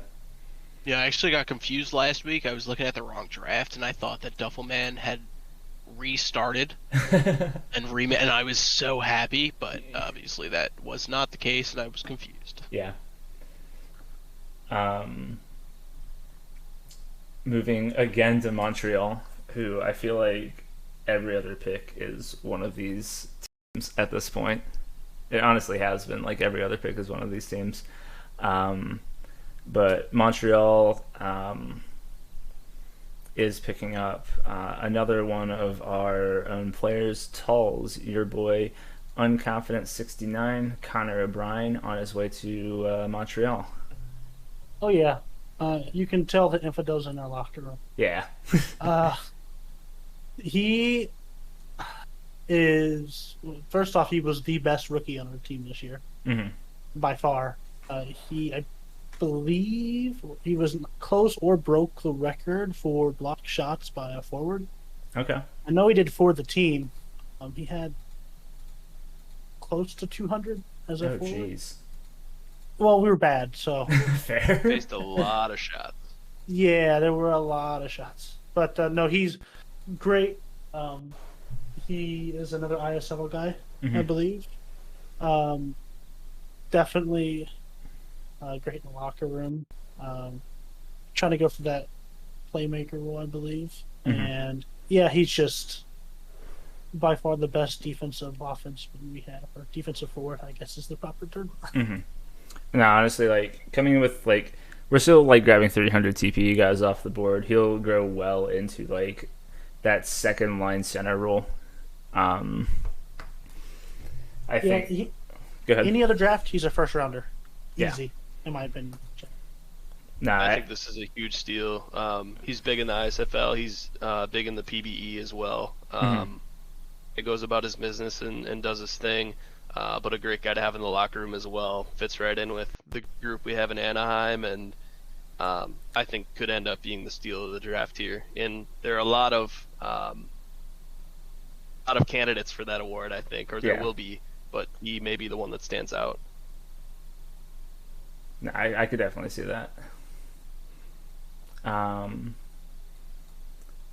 There was a trade, yes. I don't know if Naura's here. He is. I am. Awesome. All right. So this one I'm a huge fan of, but you'll see why once you see who gets taken here. Okay. But Nola is sending away 44th overall to Hamilton, and in return Hamilton is giving Nola back their S63 third, which they had possession of. Again, I love this trade. You'll see why once you see who Hamilton takes. Thank you, Noor. With that pick from that's awkward.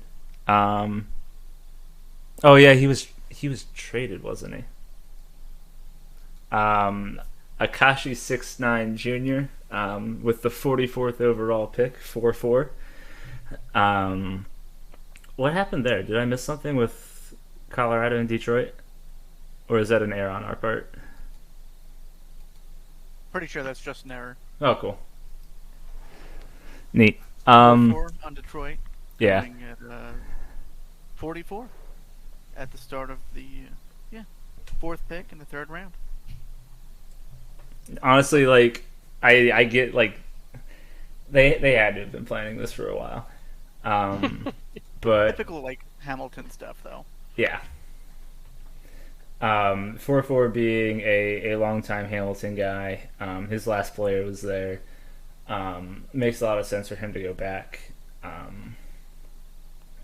And like slipped potentially a little bit.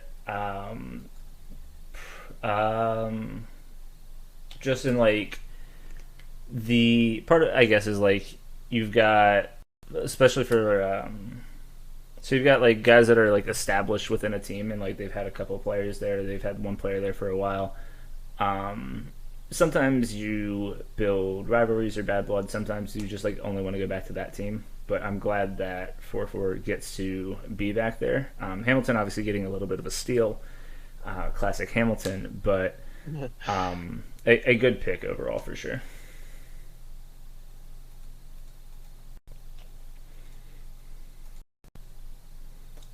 Now to Edmonton for 45. And that will be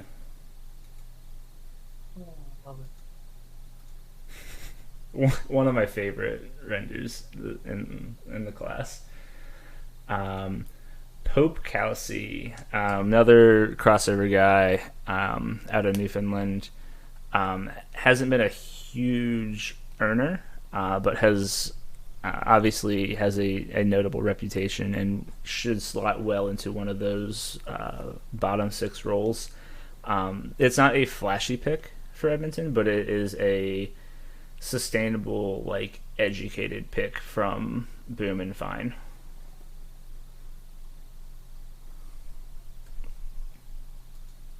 I just love the render. It's my favorite thing. Oh, it's incredible.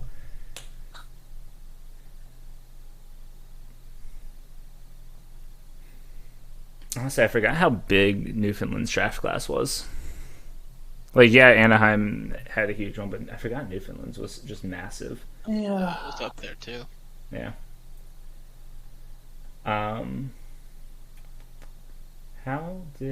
Was there a trade that we missed? For, 46.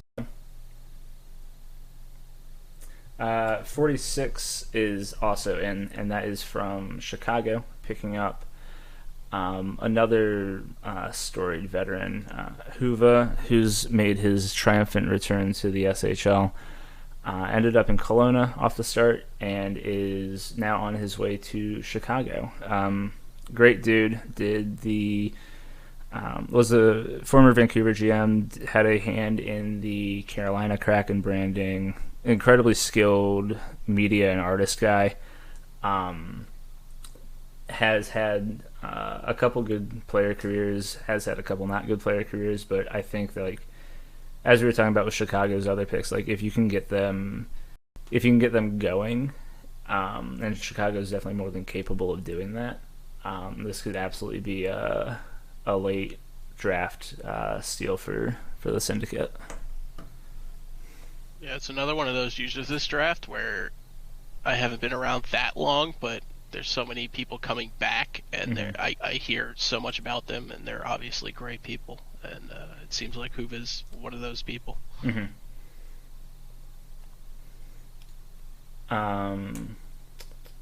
Plus, didn't they make the soccer? Yeah, they were the one that did all the soccer jerseys. I love that. That was such a cool media piece.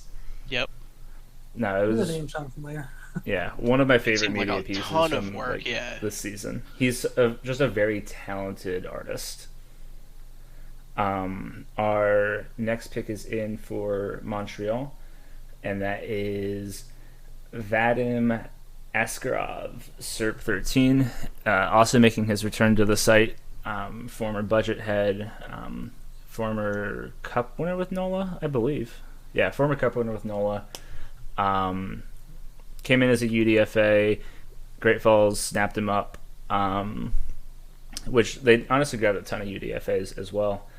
But he's done well since joining up with the Grizzlies. I think, honestly, like, going to a good spot in Montreal, like, Infidel and SERP have, like, know each other well and get along well, and, like, there's a lot of potential for that to turn into a really good pick.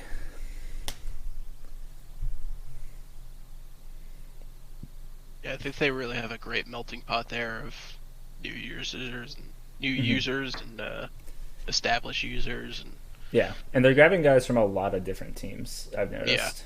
And like we were talking about, we were congratulating and hyping up the Winnipeg picks for developing some notable pipelines, but grabbing a wide variety is also definitely valuable. It makes it a lot easier to draft in future drafts because you have so many different connections. Right. And obviously, if you have enough draft picks in a class, a lot of these guys know each other from being rookies together. And like, yeah, it's not the same as grabbing teammates, but they know each other well, well enough that like you can build on that going forward. Yeah, the mix really helps everybody play off each other's strengths and build something bigger than you normally can. Our 48th pick overall is in back to Edmonton, and that is Tuukka Pak, the user Stick out of Anaheim. Have they come back? Stick is here. Okay. Stick is funny. So I talk to him once a week or so. Okay. He's to say he, I guess, is almost semi-IA. Like, he shows up, says, "Hey, I have time to update." I help him update, and then he disappears for a week until the next time to update. So he's very busy. Yeah. But he's one of those, like, I would say, casual SHL players as opposed to these hardcore back centers. So definitely in these later rounds, you'll probably see more of that. He is a guy that I literally picked on a whim when I was trying to fill out my roster. Yeah. And we sent out just like the boilerplate, congratulations, here's the Discord link. So people we didn't think were going to, be here at all. And then he actually showed up. So it was kind of great. I think he was like it says 76th overall pick, so 7th rounder or so in a J draft. And he was totally IA, and we picked him randomly. And I mean, he's active enough to be considered active, and he's developing. So I personally like the guy. I know he's busy. Not everyone has the type of time that we have, and that's totally okay. And I'm glad to see he got picked up.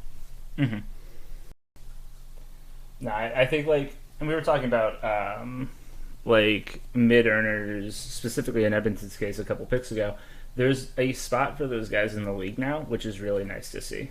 There's been a lot of effort paid to ensure that younger players can contribute and non-max earning players can contribute, and that's been huge as far as keeping more people around the community. So that's always nice to see, and I think you pop in every once in a while, do your updates, and continue to contribute to some extent, and you'll end up having spots in this league at this point, and I think that's really nice. Definitely.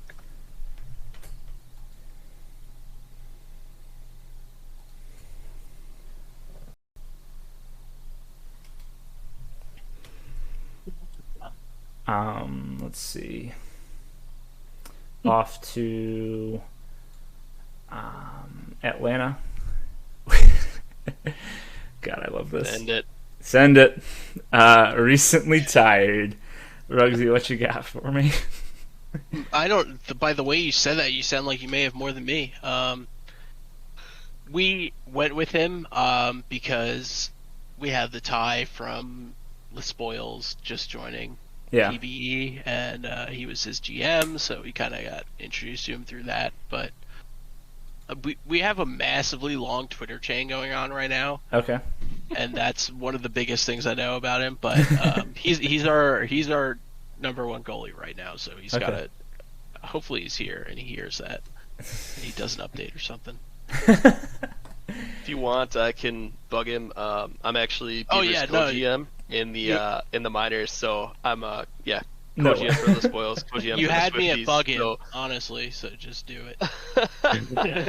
But no, Beaver's great. I know he treats SHL a little bit more casually, but just a fantastic dude to joke around with, and really just a genuinely good dude as far as working with teammates and things like that. So that's a great render and fitting of for himself, I think. So he's a great guy and he loves Sims. So and honestly, that can be a really good spot. We've seen guys come through like Bloomy and Larry, the MVP, come through recently that have both found gigs as like minimally earning goaltenders, and there's a like actual market for that. And so, like, even worst case scenario, he'll be valuable in that regard, but he could definitely contribute more in the long run for Atlanta if things turn out.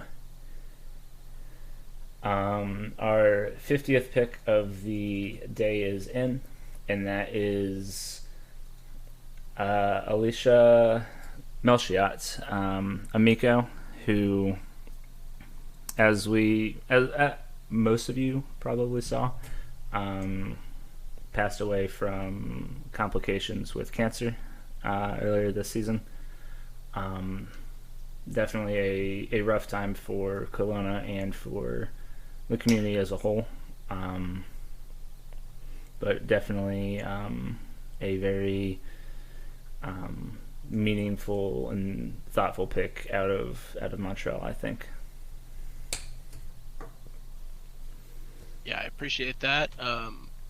Miko is one of the people who was in the Colorado locker room when I first joined, and I'm glad that her player gets to play on for a little bit and make it to the big leagues. Mm-hmm.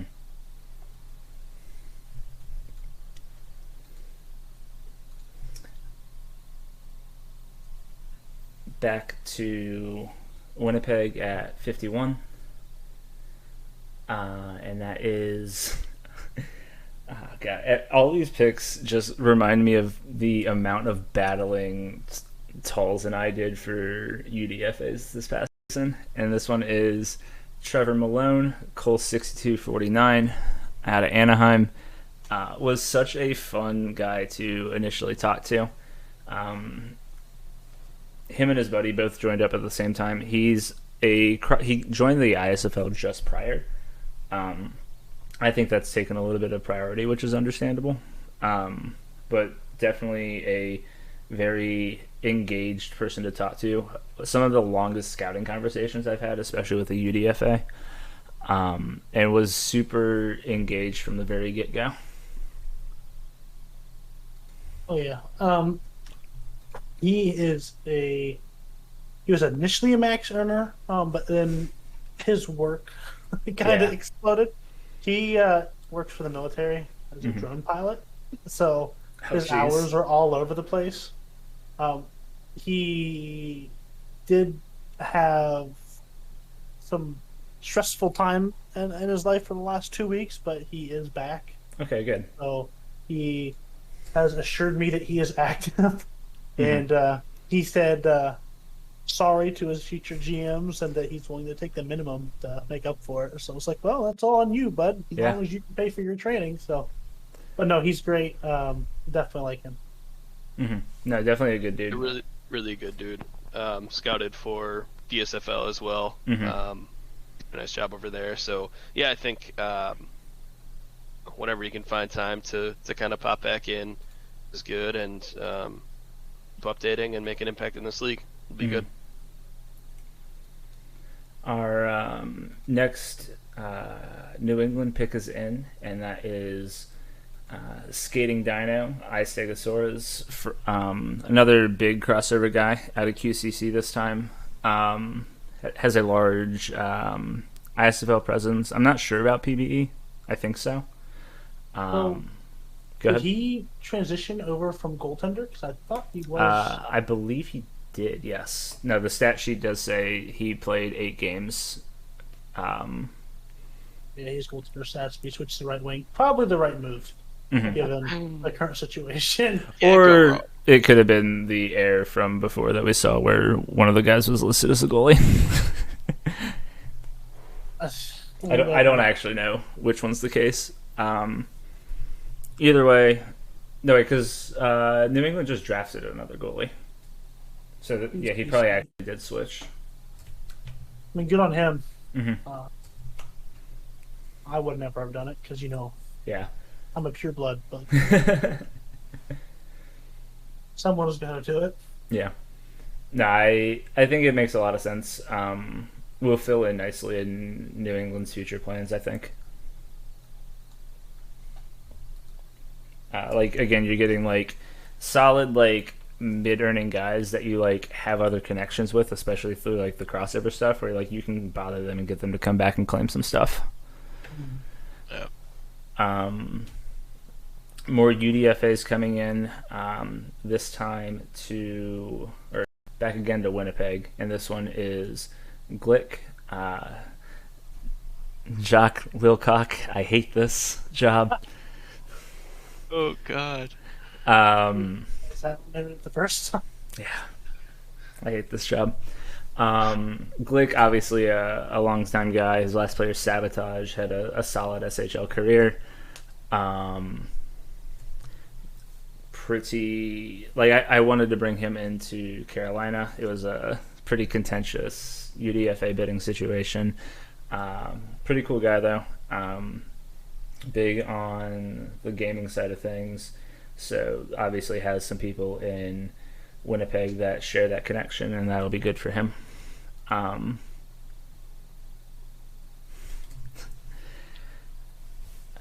Yeah, I think he was one of the earlier UDFAs before I really got up and running. So, lucky him.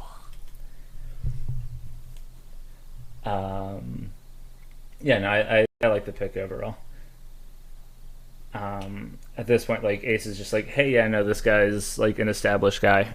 They'll earn and they'll develop, and there'll be somebody that can roster down the road. And I think he's done a great job with this class. Yeah, it's really not a bad baseline to go for instead of trying to like fill up on first gens and then maybe like he did that earlier. But yeah, he did that earlier. Now you're like, okay, right. I'm getting guys that I know will be good people for my locker room. They're established guys. They might not earn the most, but they're good fits. Right.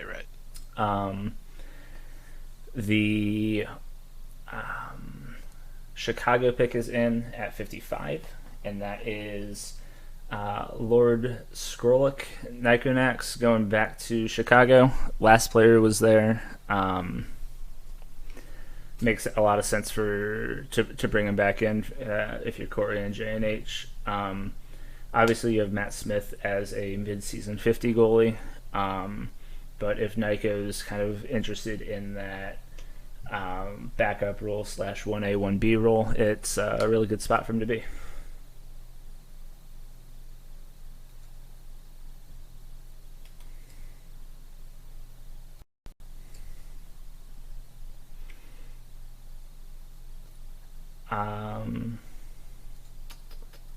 Teams are at this point passing. We've got Calgary passing at 53. We got Buffalo passing at 56. Texas's passes in, Toronto's passes in, Seattle's passes in.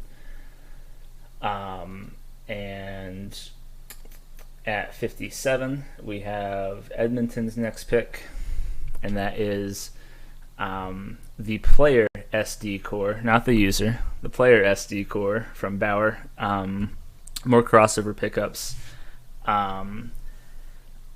Definitely see a trend with Edmonton's draft that I'm liking a lot of guys that will get along well together from the same draft class and really grow into something like a next generation, as their current roster is a bit spread out, and these guys should be a good second wave to kind of consolidate into a strong window with up and coming players in the pipeline.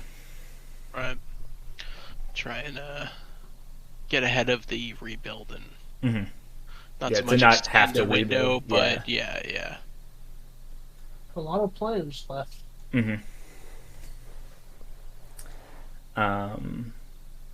We'll bounce over to Manhattan for 58. Maybe.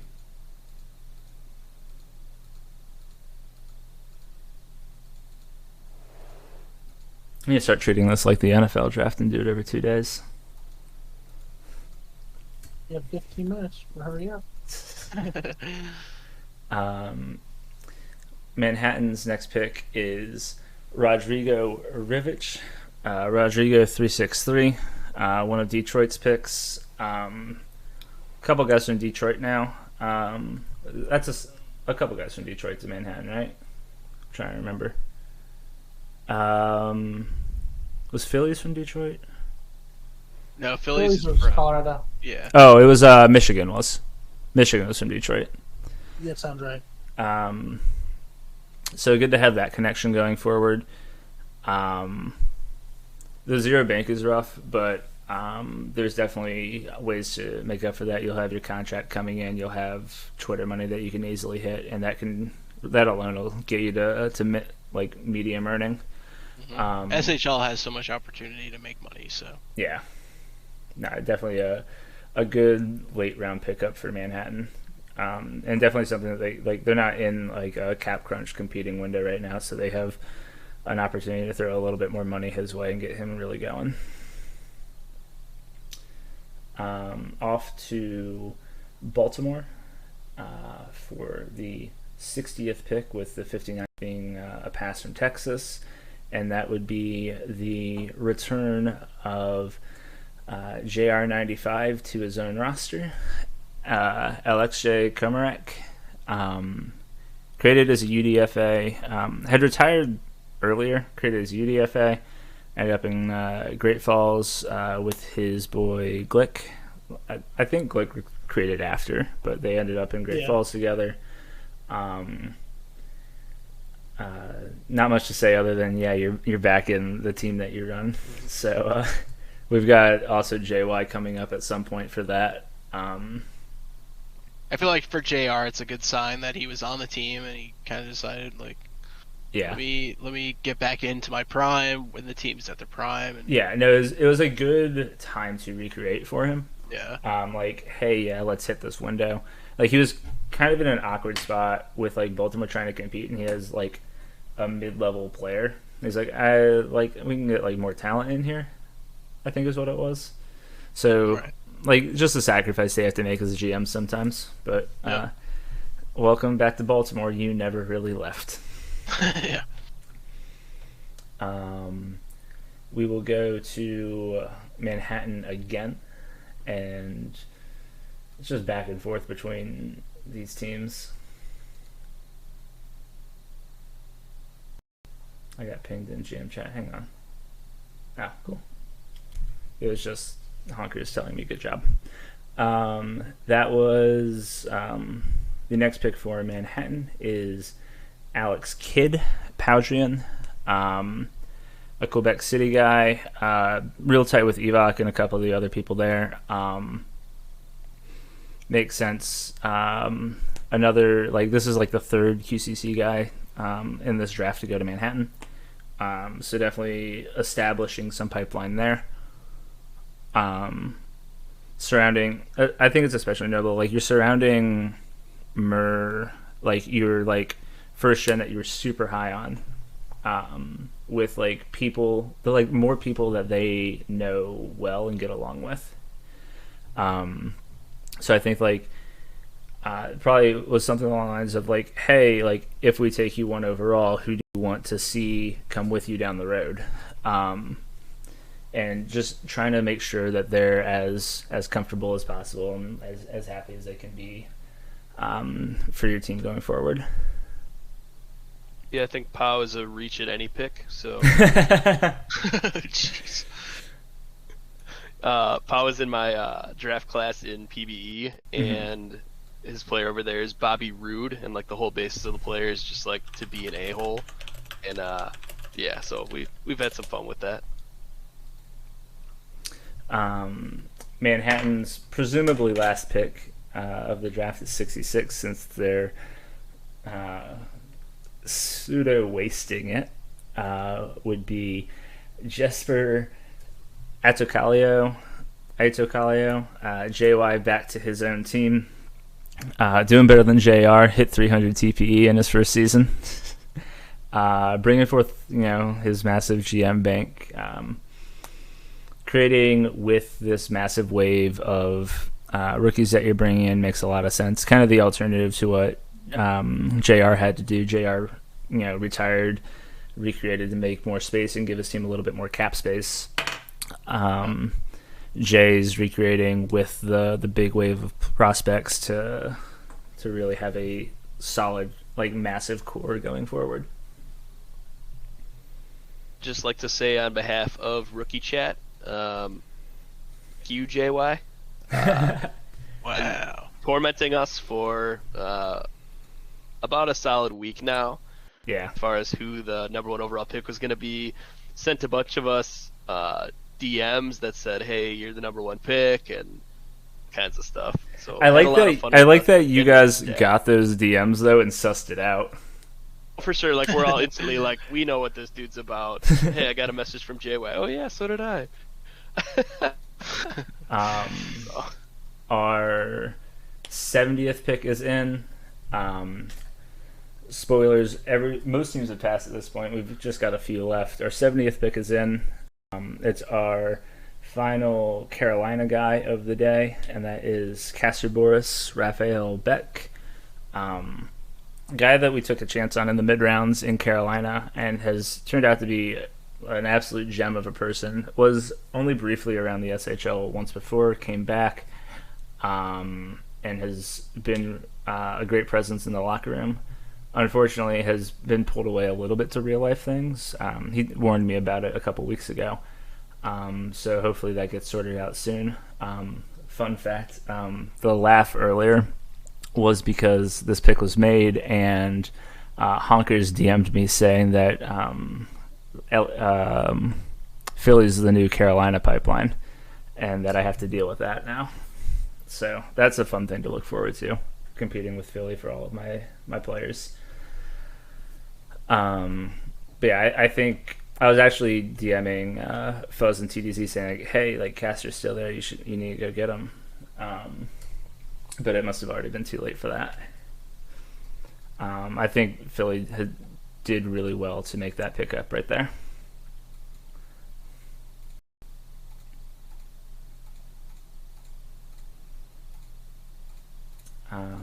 And as we can see, pretty much every team has passed except for LAP. And at the 88th pick, we have LAP selecting Lewis Hamilton is blessed, Nick the Great, NTG. Big crossover presence, which fits well with what we have in Los Angeles between Sloth and Exolate and DeWalt and guys like that. So a good fit there. Could potentially turn into something. Just a good end of draft dart throw, and LAP has passed after that, which concludes our picks. Yeah, I think just having the name Hamilton on your roster improves your chance of winning goes up like 10%, right? Yeah, exactly. So, like, obviously you're talking about Lewis Hamilton, but if, like, we're just talking about Hamilton being blessed, and we recognize that and we're trying to leech off of that a little bit, I can get down with that. Yeah. No. So, one thing I want to mention, too, just in general for everyone, I know there might be a few people that did not get drafted. Yeah. That don't get discouraged. There's only so much room on these teams, and in reality, it pretty much means nothing for you. Because nothing drafted, changes about. You probably wouldn't get caught up this season anyway, unless the team you're going to needs a lot of help. We'll put it that way. Yeah. So showing your interest throughout that says so much about you that's more long-standing than just a chat with somebody, you know. Mm-hmm. So just keep going. We're about to hit championship, or not championship. We got just happened. We're about to hit training camp, and the season's gonna toll here tomorrow, I believe. So you'll get up there in the TPE and just keep pushing and do your PTs and anything you can do. And next season you'll probably be a first rounder because you're gonna destroy everybody in TPE. So. Yeah. So basically, Biff and Southie and Zin and Dex and Vic, like,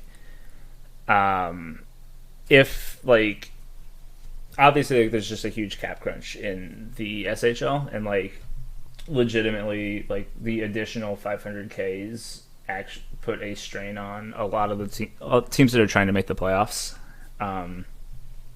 That's not to say that, like, you're not wanted, but, like, you will be a pick you'll like enter the next SHL draft. You're still able to do all the things during your TPE.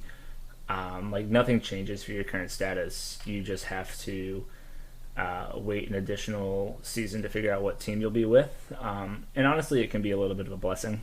You get to see everything develop a little bit more. If you, for some reason, didn't want to be on Winnipeg, Montreal, or Manhattan, that was probably a big blessing for you. True. But yeah, honestly, don't sweat it. We've had a couple guys have that happened in Carolina recently.